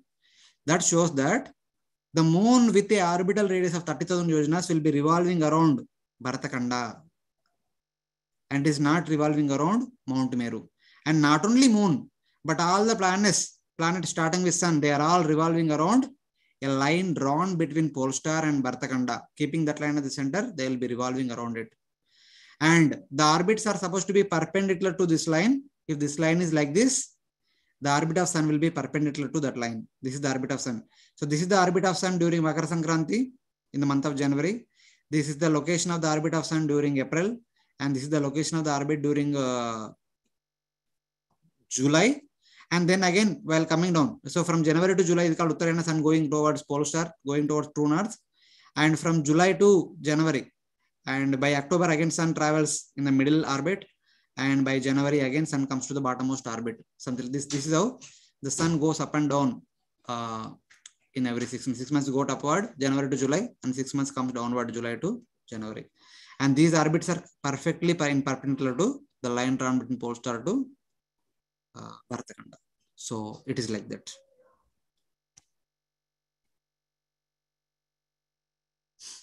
So now little bit details about who are those devatas and who are those pitrus who are residing in moon. Then Brahma, thinking himself powerful, created sadhyas, and then by his invincibility, he created pitrus. The wise offer havya to sadhyas and kavya to pitrus with faith. So in the 20th chapter, Bhagavatam talks about the creation of superhuman beings. So there are 8 categories of superhuman beings. Among them, one category is sadhyas and pitrus. So by his power, Brahma had created sadhyas, and by his invincibility, Brahma created pitrus. So these two category of devatas are one type, and both of them are staying in moon. So then the outer part of the moon, the Pitrus are staying. The inner part of the moon, Sadhyas are staying. Sadhyas are one category of devatas. That's why the previous verse has spoken about Sadhyas. So it is like that. But among the Pitrus, there are four types. The Pitrus are of four types. The Agnishvatas, Parishadas, Saumyas, and Ajyapas are the four Pitrus. And some of these Pitrus carries fire sacrifice, receive fire sacrifice, and others do not. That means some of the Pitrus are offered oblations in the fire sacrifice, some are not. And all these four Pitrus married Swada, the 15th daughter of Daksha, which is mentioned in the 4th canto, 1st chapter, 63 verse. So just like Draupadi married 5 Pandavas, and Asikni, I think, she married the 10 Prachetas, and Swada also married the 4 Pitrus together. So these are known as Agnishvatas, Barishadas, Saumyas, and Ajyapas. And where are they staying? The Saumyas, they reside in Chandraloka and they drink Somarsa. They rule over the seasons. They are the presiding deities or the supervisors of how seasons are happening. That is their service. And the Barishadas, who reside in Yamaloka, they rule over the months. So they take care of the months, Chaitra, Vaishaka, Jeshta, Ashada, etc. And Agnishvatas, who also reside in Yamaloka, they rule over the seasons. They also take care of the seasons. And 4th Kavyas, who are also known as Ajyapas, who reside in the moon planet, they rule over the year. They are the presiding deities of the year. So basically, out of the 4 Pitrus, Saumyas and Ajyapas are Kavyas. They reside in moon planet. That is called the main Pitruloka. And Barishadas and Agnishvatas reside in Yamaloka. That is called secondary category of Pitruloka. So these are the different divisions of Pitrus. So now, briefly, having understood what moon is made up of, who is living there, now let us talk about the moon landing episode, scientific and Vedic views. So from the scientific observations, we see the history says, the first human-made object is sent to the moon by the Soviet Union's Luna 2 mission, and which was landed on the moon on 17th September 1959. So Russia said that we have sent the first mission to the moon in 1959. Then the United States, NASA had sent the first manned mission, Apollo 11, on 20th July, it landed on the moon in 1969 at 2018 UTC. The first two human beings landed on the moon were Neil Armstrong and Buzz Aldrin. So then, from 1969 to 1972, there have been 6 more manned US landings and numerous unmanned landings on the moon. So numerous land rovers have been sent to moon, and 6 more times the human beings are landed on the moon. They did experiments on the moon, etc., etc. Some things are there. So, but from 1970s all the way up to 2013, even till now, there are no more soft landings. Whatever they have sent, there is kind of problem. Even from India, ISRO had launched Chandrayaan-1 in 2018, November 14th, etc., with a remote sensing device in order to capture the images of the surface of the moon. And they say that the moon surface has water bodies here and there. And 2019, they have sent Chandrayaan-2 on July 22nd, which is supposed to land, I think, which is supposed to land on July 9th. Some mistake is there. Okay, which is supposed to land on so and so date. So, but it lost its communication. One day before, it lost its complete communication. Then, China also has done so many experiments. Chang'e 1 and Chang'e 2, they have become successful, sending these satellites into the orbit of the moon in order to capture the images of the moon with a remote sensing probe. So these are all the different countries talk about some of their land milestones where they became successful, etc., etc. There are many more attempts, but most of them have been failed, but these are successful attempts.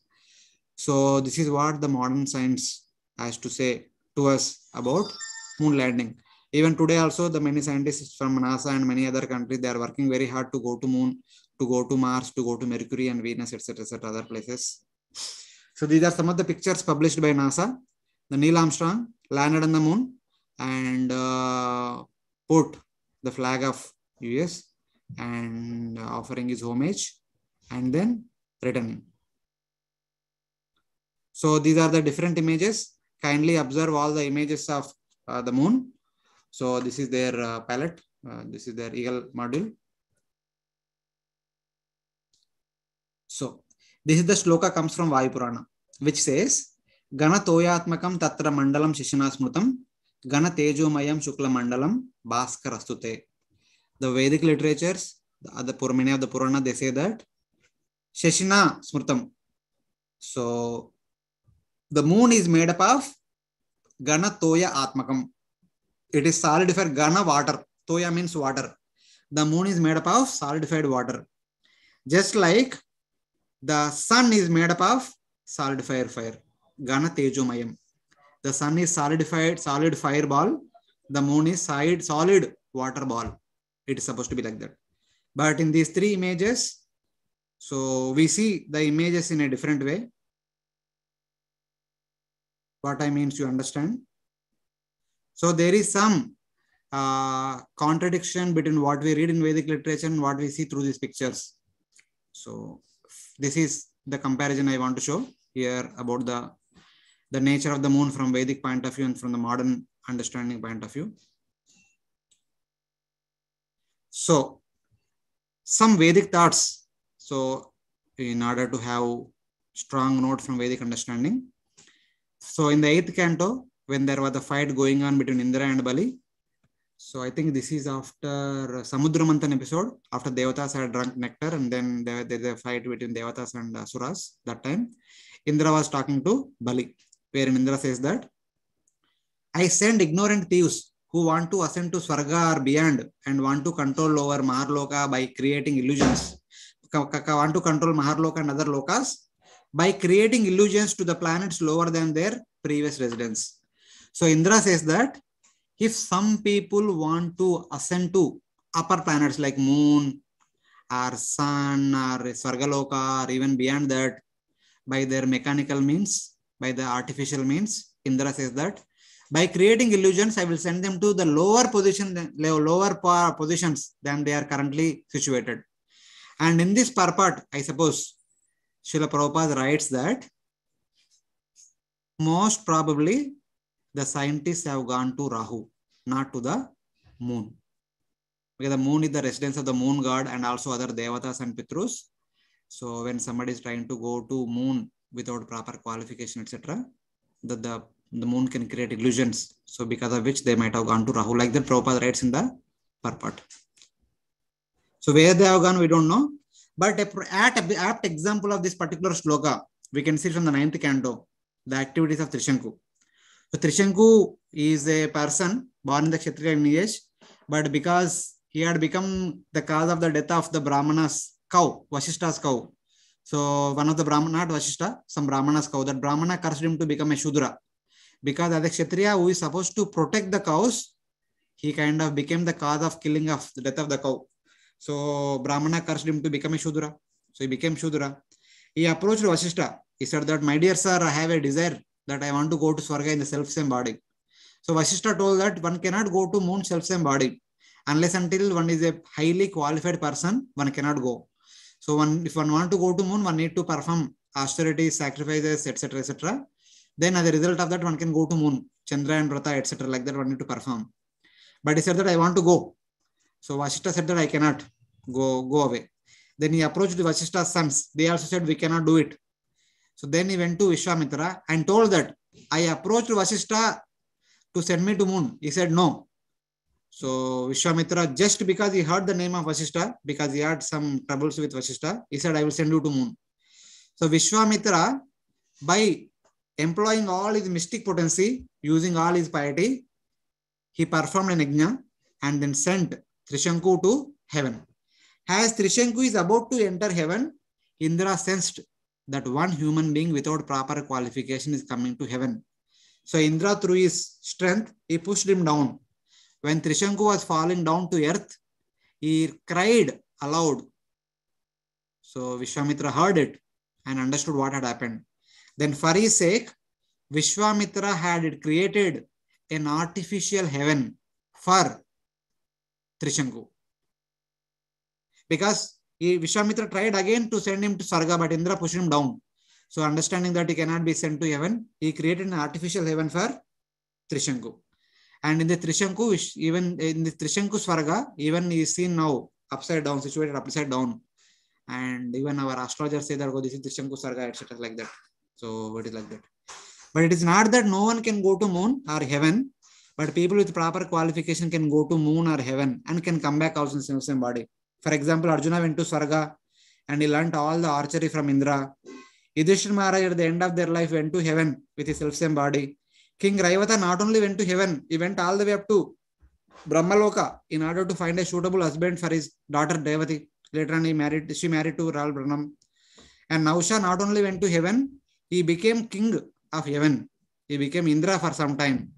So like that, we can see. Like that, there are so many examples in the 9th canto who all went to heaven and assisted Devatas, etc. So this is Trishanku Swarga, artificial Swarga created by our Vishwamitra for Trishanku. So this is Vishwamitra sending him, Indra pushing him down. So that is all about the moon, moon landing, the nature, constitution of moon, etc. etc. So we'll take questions after this 1 or 2 slides, which talks about some of the other side details of the moon. The moon is the life of all beings because it produces food in the form of plants for Bhuloka residents and in the form of nectar for the heavenly beings. Because Annam hi Pranam Prana, everyone is subsisting on food. Without food, we cannot stay in this world. So moon is providing us all the food grains, vegetables, fruits, and flowers. And because of them only we are sustaining. That's why the moon is called as Jiva, immortal nectar necessary for everyone's living. All of us are living only because of moon. He is giving us food directly. He is also giving nectar to the Devatas and Pitrus in heaven. Thus, he is the chief living being in the entire universe. The Pitrus are those who drink the hot vapor of food. Ushma Bhagahi Pitara. Pitrus eat the steam. So basically, this is a simple pastime. It is said in the Vayu Purana that starting from Amavasya to Paurnami, whatever water is evaporated from different sources, water bodies and the surface of the land, plants, human beings, etc., every evaporated water, first it goes to the moon. Whatever water is evaporated by sun, it directly goes to the moon. And moon takes out the essence from that evaporated water and transforms it into Somarasa and stores it on the surface of the moon.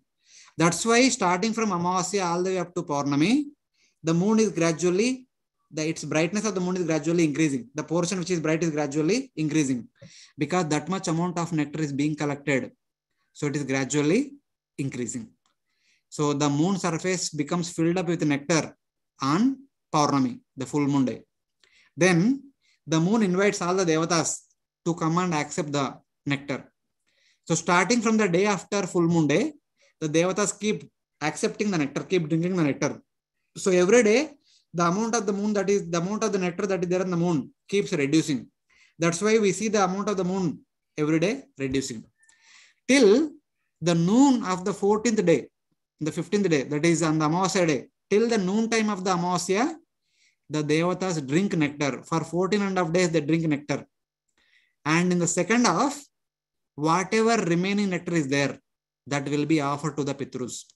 The Pitrus will drink that nectar on the second half of the Amavasya.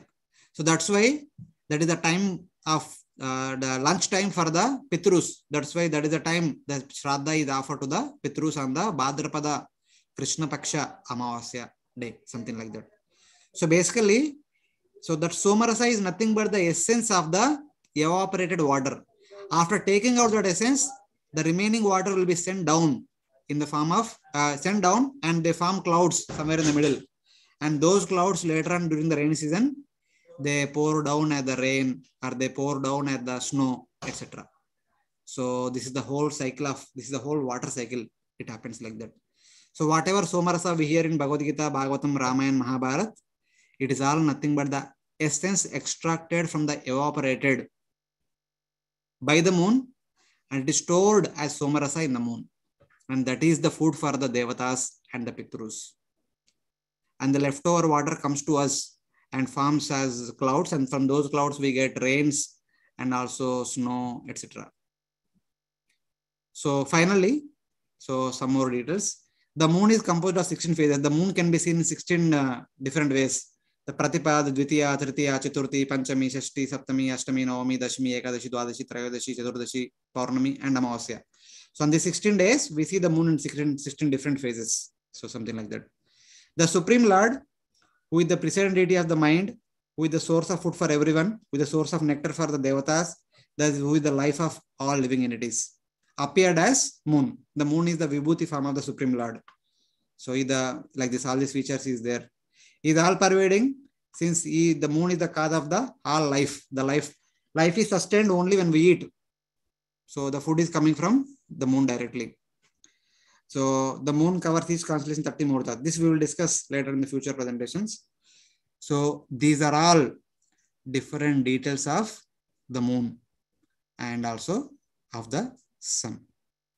So today we briefly discussed about what sun is made up of and who are there in the sun, what moon is made up of and who are all residing in the moon, etc., etc. And briefly touched upon the moon landing episode. So we'll stop here. It is already 7:15. So we'll take questions if any devotees have for whatever time left we have. Hare Krishna Prabhuji, thank you. Thank you so much for a wonderful class, Prabhu. Very enlightened one. Anybody have any question? Can you please unmute and go ahead? Yeah. Hare Krishna Prabhuji. Yeah. Hare Krishna Prabhuji. Can you speak little louder? Your voice is very sure. slow. Yeah, sure, Prabhuji. Is it okay now? Okay, sorry, my volume is low. Now okay. Okay. So Prabhuji, like I have few questions based on today's discussion. So when we initially in the first slide you shows that the moon like is above the sun vertically, in vertical view when we see. Yes. Right. So when the orbit of then it is above our Bhukhanda, right? Bharat Khanda. Yes. So then how it revolves around the Bharat Khanda, if it is above the vertically, if it is above the plane, then that I'm not able to visualize how then it revolves around Bharat Khanda. If it is plane wise, it is above. It is not exactly above the earth. The center of the orbit of the moon is exactly above the earth. It is a circular orbit around earth only. Even if your daily observations, I don't know whether you can see this in the America or not, but when you come to India, you can observe this. In 1 month, if you clearly observe the moon, if not 1 month, if you observe only for 15 days, the moon moves from north to south over 15 days. If today the moon is in the some side like northeastern direction, after 15 days, you can see it in the southeast direction during rising time when the moon rises. The moon goes up and down. So just like we discussed, the sun is going up and down, the moon also goes up and down. In addition to the daily movement in a circular fashion. Okay. And is it correct that moon revolves around earth in 21 days? Is that understanding correct? No. Every day moon revolves around earth one round. Oh. So we will see that relative motion and all we will see later on. Okay. There is 27 days it takes to cover the 27 nakshatra. That is a different thing. But in normal, the sun and moon, they make one round. You see now on the Paurnami day, on the full moon day around 6 p.m. the moon rises. The next day if you see the 6:30 moon rises, that means one round it is making, obviously. Right. Okay. Just like sun. Right. And about the waning and waxing phases, you explained with respect to the water evaporating. So, but I think somewhere I read that because of some curse or something, the size of moon increase and decrease. So, is that correct story as per our scripture or not? Okay. I will ask you some question. Please tell me the answer to it. Right. Who is the cause? Or what is the cause for Karna's death? What is the reason for Karna's death?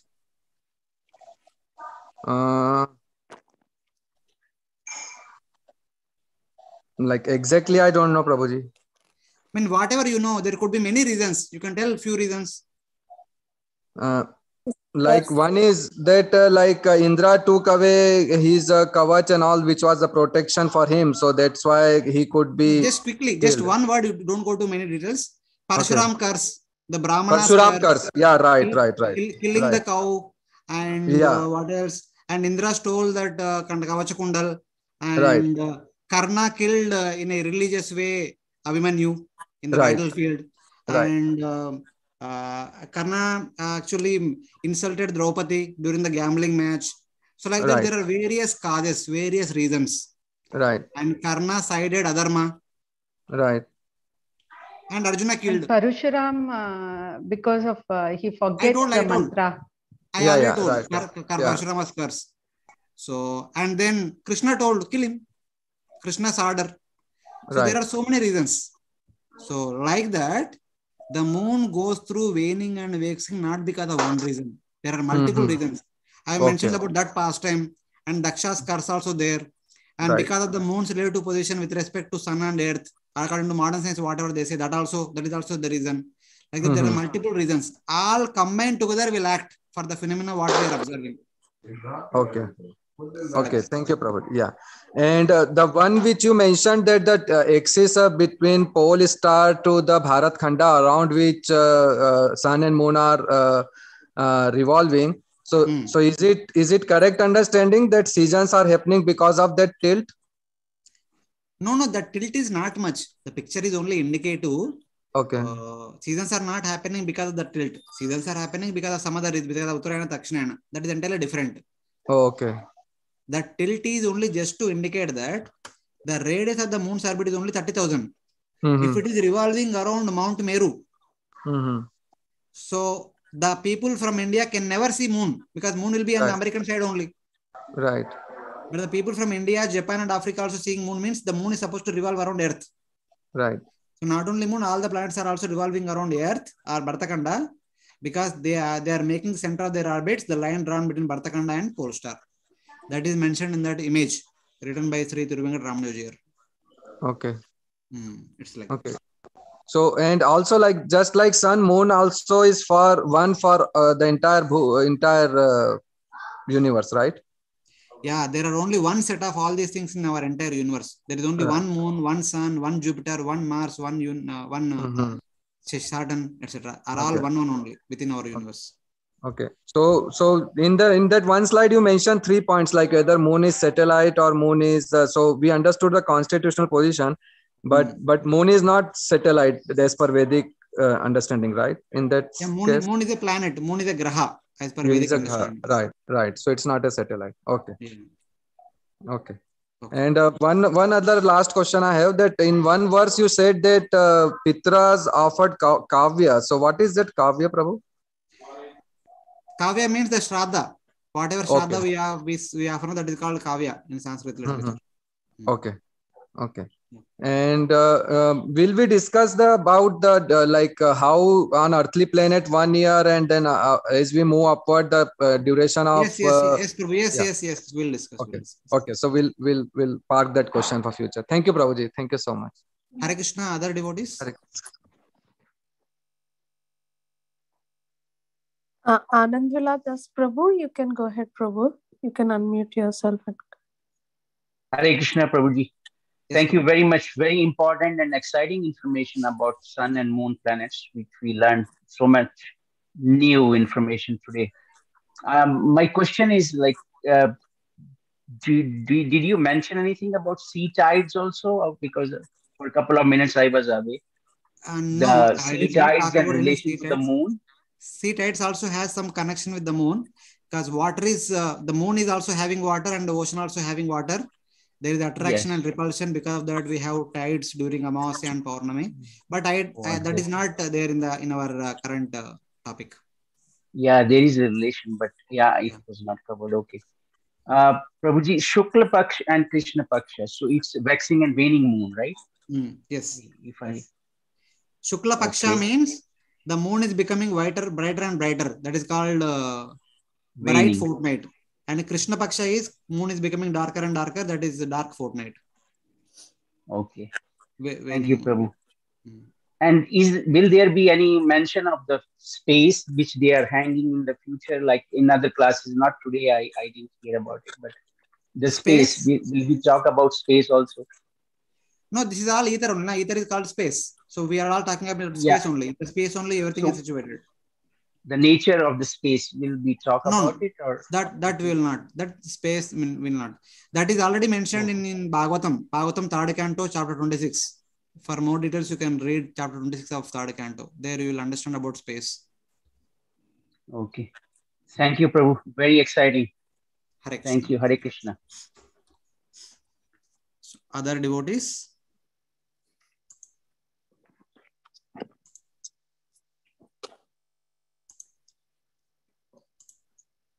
Anybody? Prabhuji, Dandvat Pranam. Srila Prabhupada ki jai.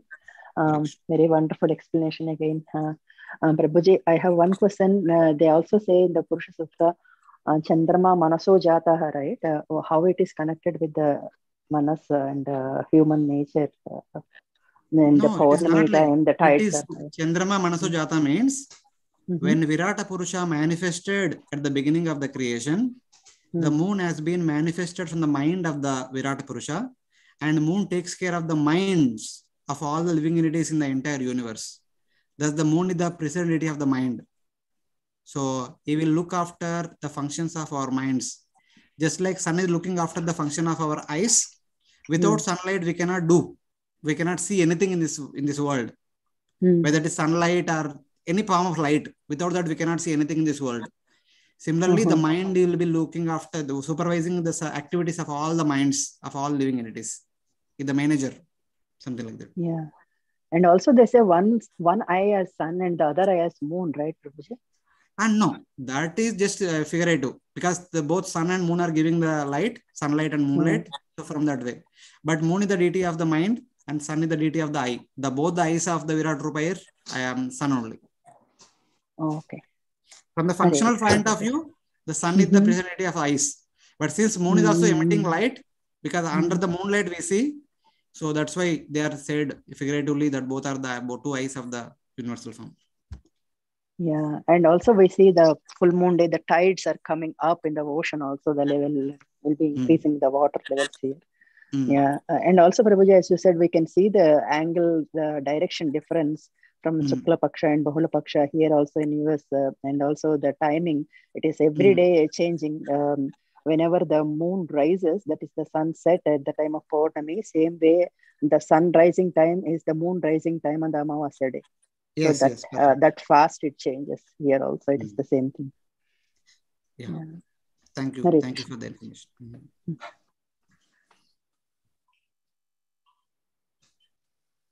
Okay. Any other devotees have questions? So in chat box, there are a couple of questions. So from the beginning of the chat box, okay. Thank you for such elaborate calculations, slides. We have seen in the past some WhatsApp messages how beautiful Vedas are, but this is so clear. Scriptures are amazing. Okay, some notes. Why do we give tarpan on every Amavasya to Pitrus? So why on every Amavasya means every Amavasya will be the noon time for the Pitrus. That is the lunch time for the Pitrus. So that is how, actually generally in India, when somebody dies in the family, only during the first 1 year, the tarpan is offered for the Pitrus every month. But otherwise, and yearly only once it is offered. But some Brahmana family people, they also offer tarpan after every Amavasya day also, because Amavasya is considered to be the lunch time for the Pitrus. So that is the appropriate time for offering tarpan to the Pitrus. That is the connecting reason. So here, a couple of questions are there from Lalitangi Mataji. She says that, what is Havya and Kavya food for Sadhyas and Pitrus? So basically, whatever oblations are offered to them, they have that specific names. Kavya is offered to the Sadhyas and Havya is offered to the Pitrus. So some names, Havya and Kavya. In the Bhagavatam, they are mentioned. The details we don't know, but whatever is being offered to them, that is called with that name. That way we can understand. Sharada Devi is said to reside in Mahameru. Can you explain more? So this Sharada Peeth, which is in our Sringeri Shankaracharya's Mat, there is a yantra known as Mahameru yantra. So which in 3D form, it is that Mahameru Stupa which we saw in one of the previous classes. But in 2D plane, it is like with yantra only. So that yantra is placed. Upon that yantra, the deity of Sharada Devi is installed by our Shankaracharya. So that is connected to that. Even in the Himalayas also, the Sharada Devi deity is installed in what is this? Kashmir. There also this Mahameru yantra is being used. I heard like that.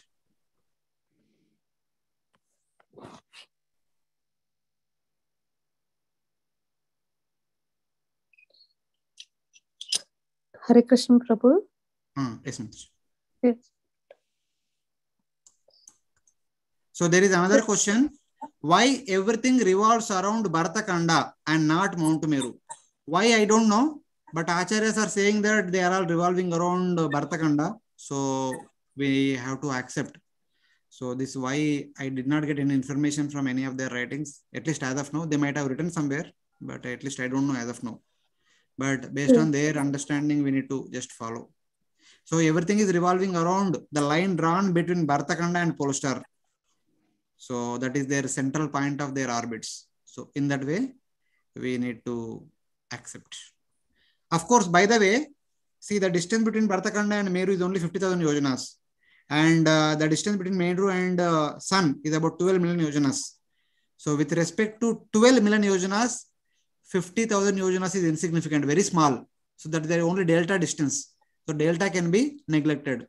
Whether the planets are revolving around Bharatkhanda or Meru, it does not make much difference. They are very close points in the center. So in that way, it is like that.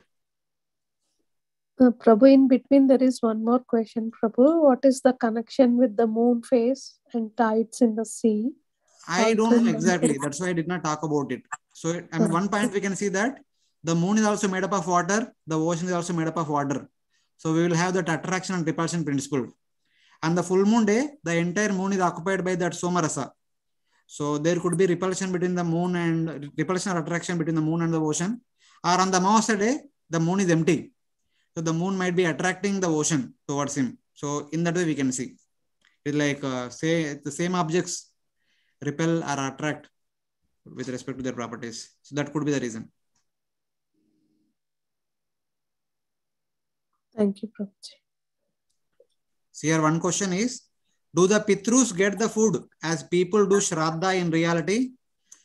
Pitrus drink that Somarasa from the moon, and also Pitrus get the food remnants which we offer in the form of Shraddha.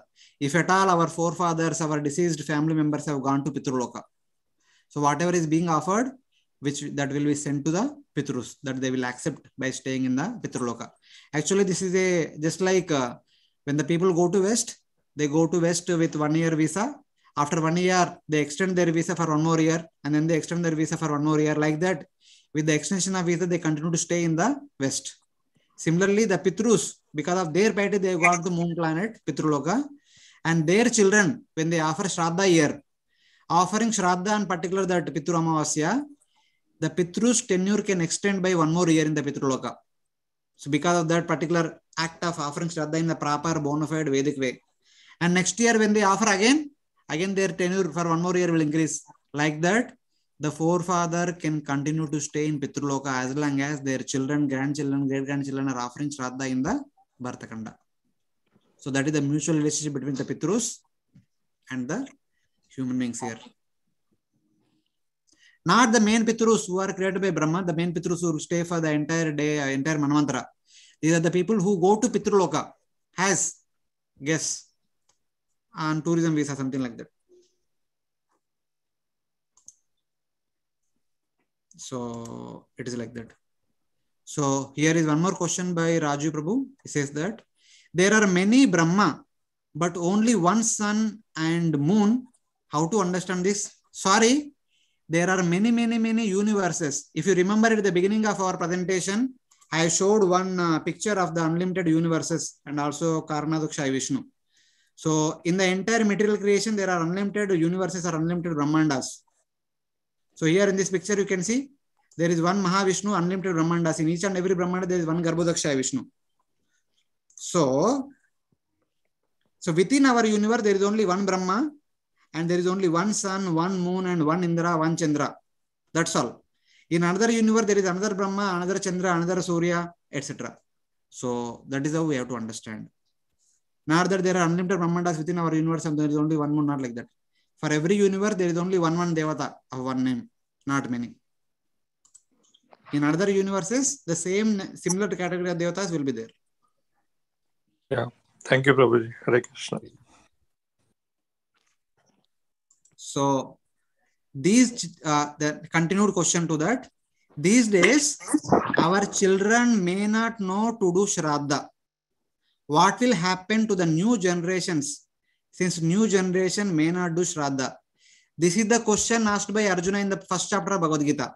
Arjuna said, if we kill all the elders in the battle of Kurukshetra, the family culture will be disrupted. The family culture will be destroyed. In the future, the women will be exploited. There will be Varna Sankara, and Varna Sankara will not offer Shraddha to the forefathers. And those forefathers will fall down from heaven and they will go to hell. Because they are not offering Shraddha, they will go to hell. And the future generation does not know about Shraddha offerings, they will also go to hell. Everyone will pave their way to hellish planets. That is what will happen according to Arjuna's statements in the first chapter of Gita. The problem is elders only. The elders themselves are not doing it and not teaching them to next generations. How will the next generation people will learn about it and offer it? So it is a responsibility of the parents to teach their children what to do and what not to do, etc. And why to do also. So these are the questions from chat box. If there are any more devotees want to ask live. Hare Krishna, Prabhuji. Dandavat Pranam. Dandavat Pranam. Can you hear me, Prabhuji? Yes, Mataji. So, Prabhuji, you were telling if you don't offer the Shraddha, then they will go to hellish, right? No, I am not saying. Arjuna is saying in Bhagavad Gita. Yes, Prabhuji. So then, Prabhuji, then we offer as a devotees, like it is said that we have to offer it to Krishna first as prasadam, then you give it that to past soul. So then how that helps for them who are living in Pitraloka, and will they continue staying there, or by doing so they will get to go back, I mean come down and again go back to Krishna? Or how it works, Prabhuji?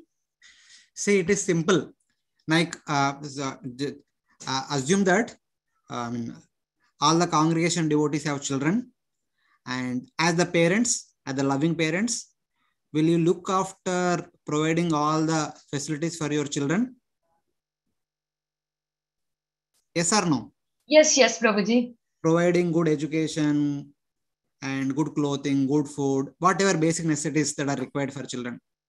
Same way, offering Shraddha to our deceased parents, assuming that they have gone to Pitraloka. Pitraloka is the place of better facilities. Are the children are not concerned about providing better facilities for the parents? They are concerned. Deceased parents. So that is the understanding of offering Shraddha. By offering Shraddha, they are kind of providing better facilities for them. This is from the Vedic point of view, from the karma point of view, providing better facilities. If that is stopped, they will fall down from that better facility situation, and they will, according to their karma, they will go to hell, go through punishment, and go through lower species, etc. But the another understanding of Shraddha is that wherever they may be, our deceased parents and grandparents, wherever they may be, whether they are either they are in the Pitraloka, or they are in the Narakaloka, or they have already taken into another species, wherever they may be, as long as we are living in this world, we are expected to offer Shraddha. That is one of our duty as a Guruvasa. That should be done. And by becoming Vaishnavas, we need to offer Shraddha, but in a proper way. First, offer that preparations unto Lord Vishnu and our Krishna, and offer Krishna Prasad or Vishnu Prasad unto the deceased forefathers. So they will be taking that.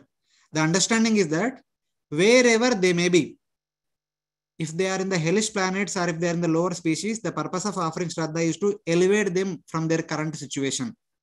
That's why it is called Putra, means Punnama Naraka Trayate iti Putra.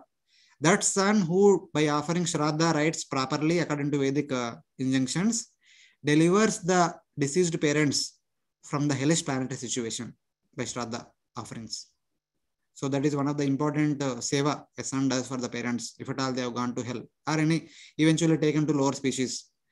If they are in the Pitraloka, their stay will continue there, offering better facilities. But from the devotee's point of view, when we offer Krishna Prasad or Vishnu Prasad, they will be delivered from the lower planetary systems or hellish planetary systems or from the lower species, and they will be promoted from the Pitraloka or heavenly planets, and eventually they will take birth in the family of devotees, where they will get better facilities to practice from the very birth, right from the very birth. Even when they are understood that they are in the womb of the mother will be reading Krishna pastimes, Krishna Katha, Ramayana, Mahabharata, like that. From the very womb itself, they practice devotional service. So by this offering Shraddha, by offering the Vishnu Prasad or Krishna Prasad, will be providing favorable circumstances for them to start and continue and progress in the path of bhakti. So that is the understanding of Shraddha from devotee's point of view. Thank you, Prabhuji. Thank you so much. Very clear, Prabhu. Hare Krishna. Hare Krishna. Hare Krishna, Prabhuji. Hare Krishna. Please go ahead, Mataji. I can ask later.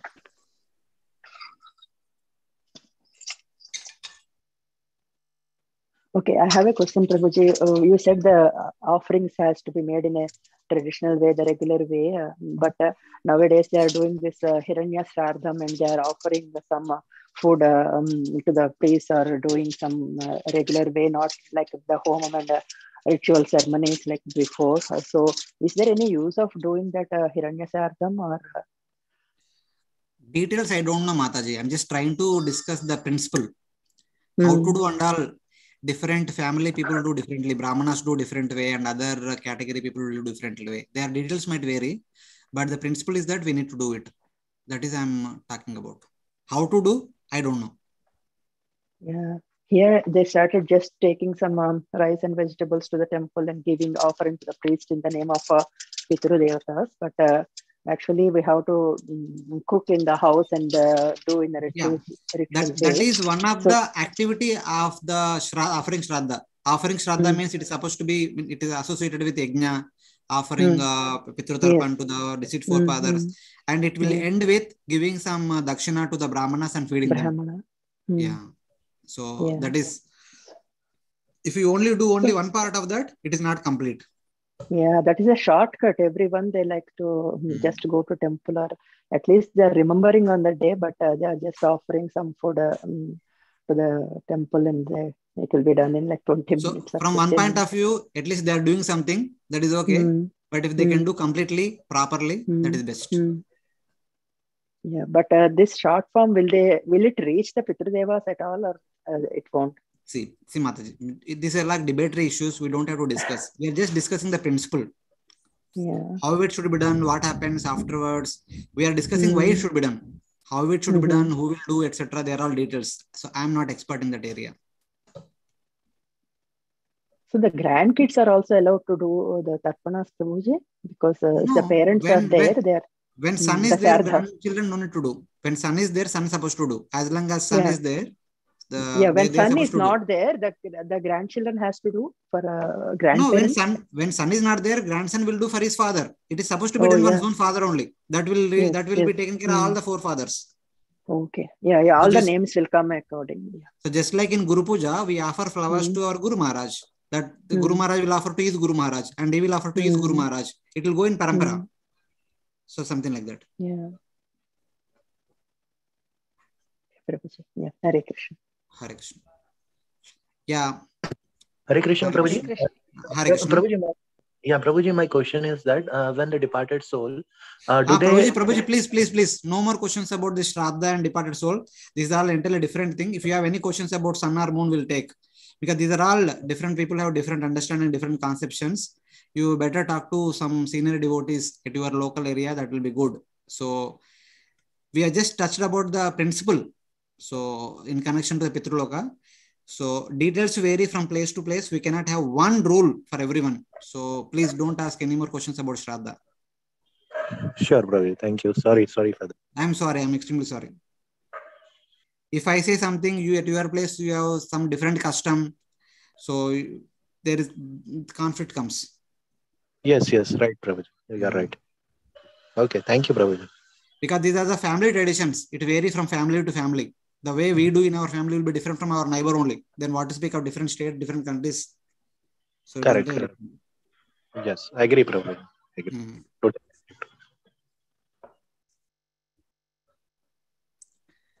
Okay. Any final question? Shyam Gauri Mataji, I think you have some question, Mataji. Prabhu, my question was related to Shraddha, but in a different context. I understand from you that by doing a Shraddha, we are extending their stay for one more year. But if they have gone to Pitruloka, by the way. Yes. So some of them are in Pitruloka, but then by doing Shraddha, are we not really stopping their liberation ultimately to go back to Krishna? By keeping Wait. We have started bhakti recently. This is a general principle. We are not talking from the point of view of devotees. General principle. I gave the example of parents and children. Are you not happy to provide good facilities for your children? As a parent. No, definitely. We want to do. As a son, we would like to offer good facilities for our parents. If they happen to go to Pitruloka, and by offering Shraddha, we are extending their good facilities. That's all. It is simple, fair logic. And when it comes to devotional circle, we talk about liberation. For others, liberation is not important. For people in general in the outside society, are they working hard every day going to office for liberation or for their daily livelihood? Okay. Simple. I understand, Prabhu. Thank you so much. Yeah, that is simple. We are not talking from devotee's point of view. From devotee's point of view, we need to perform Shraddha, but offer Krishna Prasad or Vishnu Prasad. Yes. Whatever deity we have at home. Okay. Thank you, Prabhu.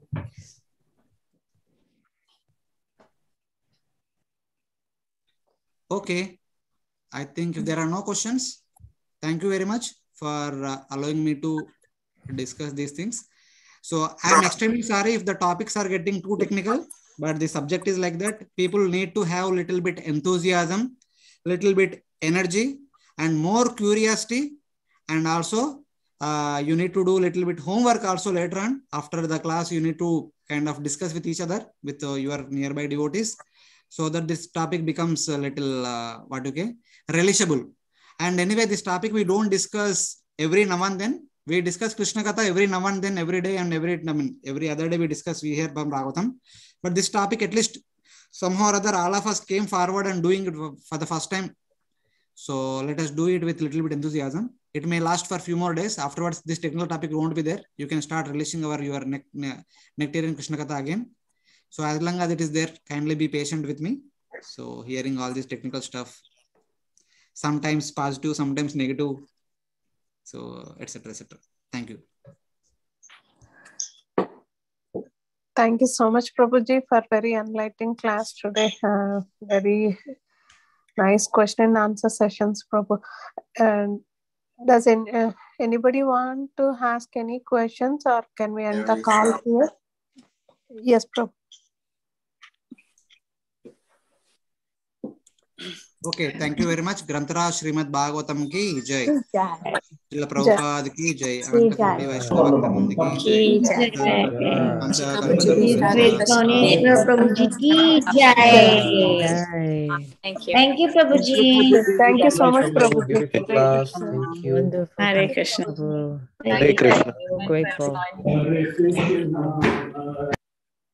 Thank you everyone for joining. Wishing everyone Happy New Year. Please continue joining our Bhakti Sangha conference call every day. Hari Bol. Happy New Year. Hare Thank you, Mataji. Happy New Year to Hare all. Krishna, Mataji. Dandavat Pranam. Hare Krishna. Happy New Year. Mataji. Yeah, I'm not in the WhatsApp group. What I have to do if I want to join the group, Mataji? Oh, Mataji, we send the link every day in the chat box. You have to just join the link. Vinita Okay. Mataji, can you send the link? Yes, Mataji. Yes, I will send Mataji because it's a everyday same people are coming. So today I didn't send. Yeah. Actually, I was listening from the iPad. I usually chat from the WhatsApp from my cell Okay, phone. if you can give your number, then I can add you, Mataji. Yeah, sure, Mataji. That's what I want to, because I usually hear from my laptop and other things, but You have to just join the link. Mataji, Yeah, if you can give me your phone number in the chat, then I will add you, because in that case you cannot take from the iPad, then I can do in that way. yeah, I am giving it right now, Mataji. 630. No, you can give in the chat, Mataji. Chat box can Yeah, give in 506. I'm texting in the chat. Yeah.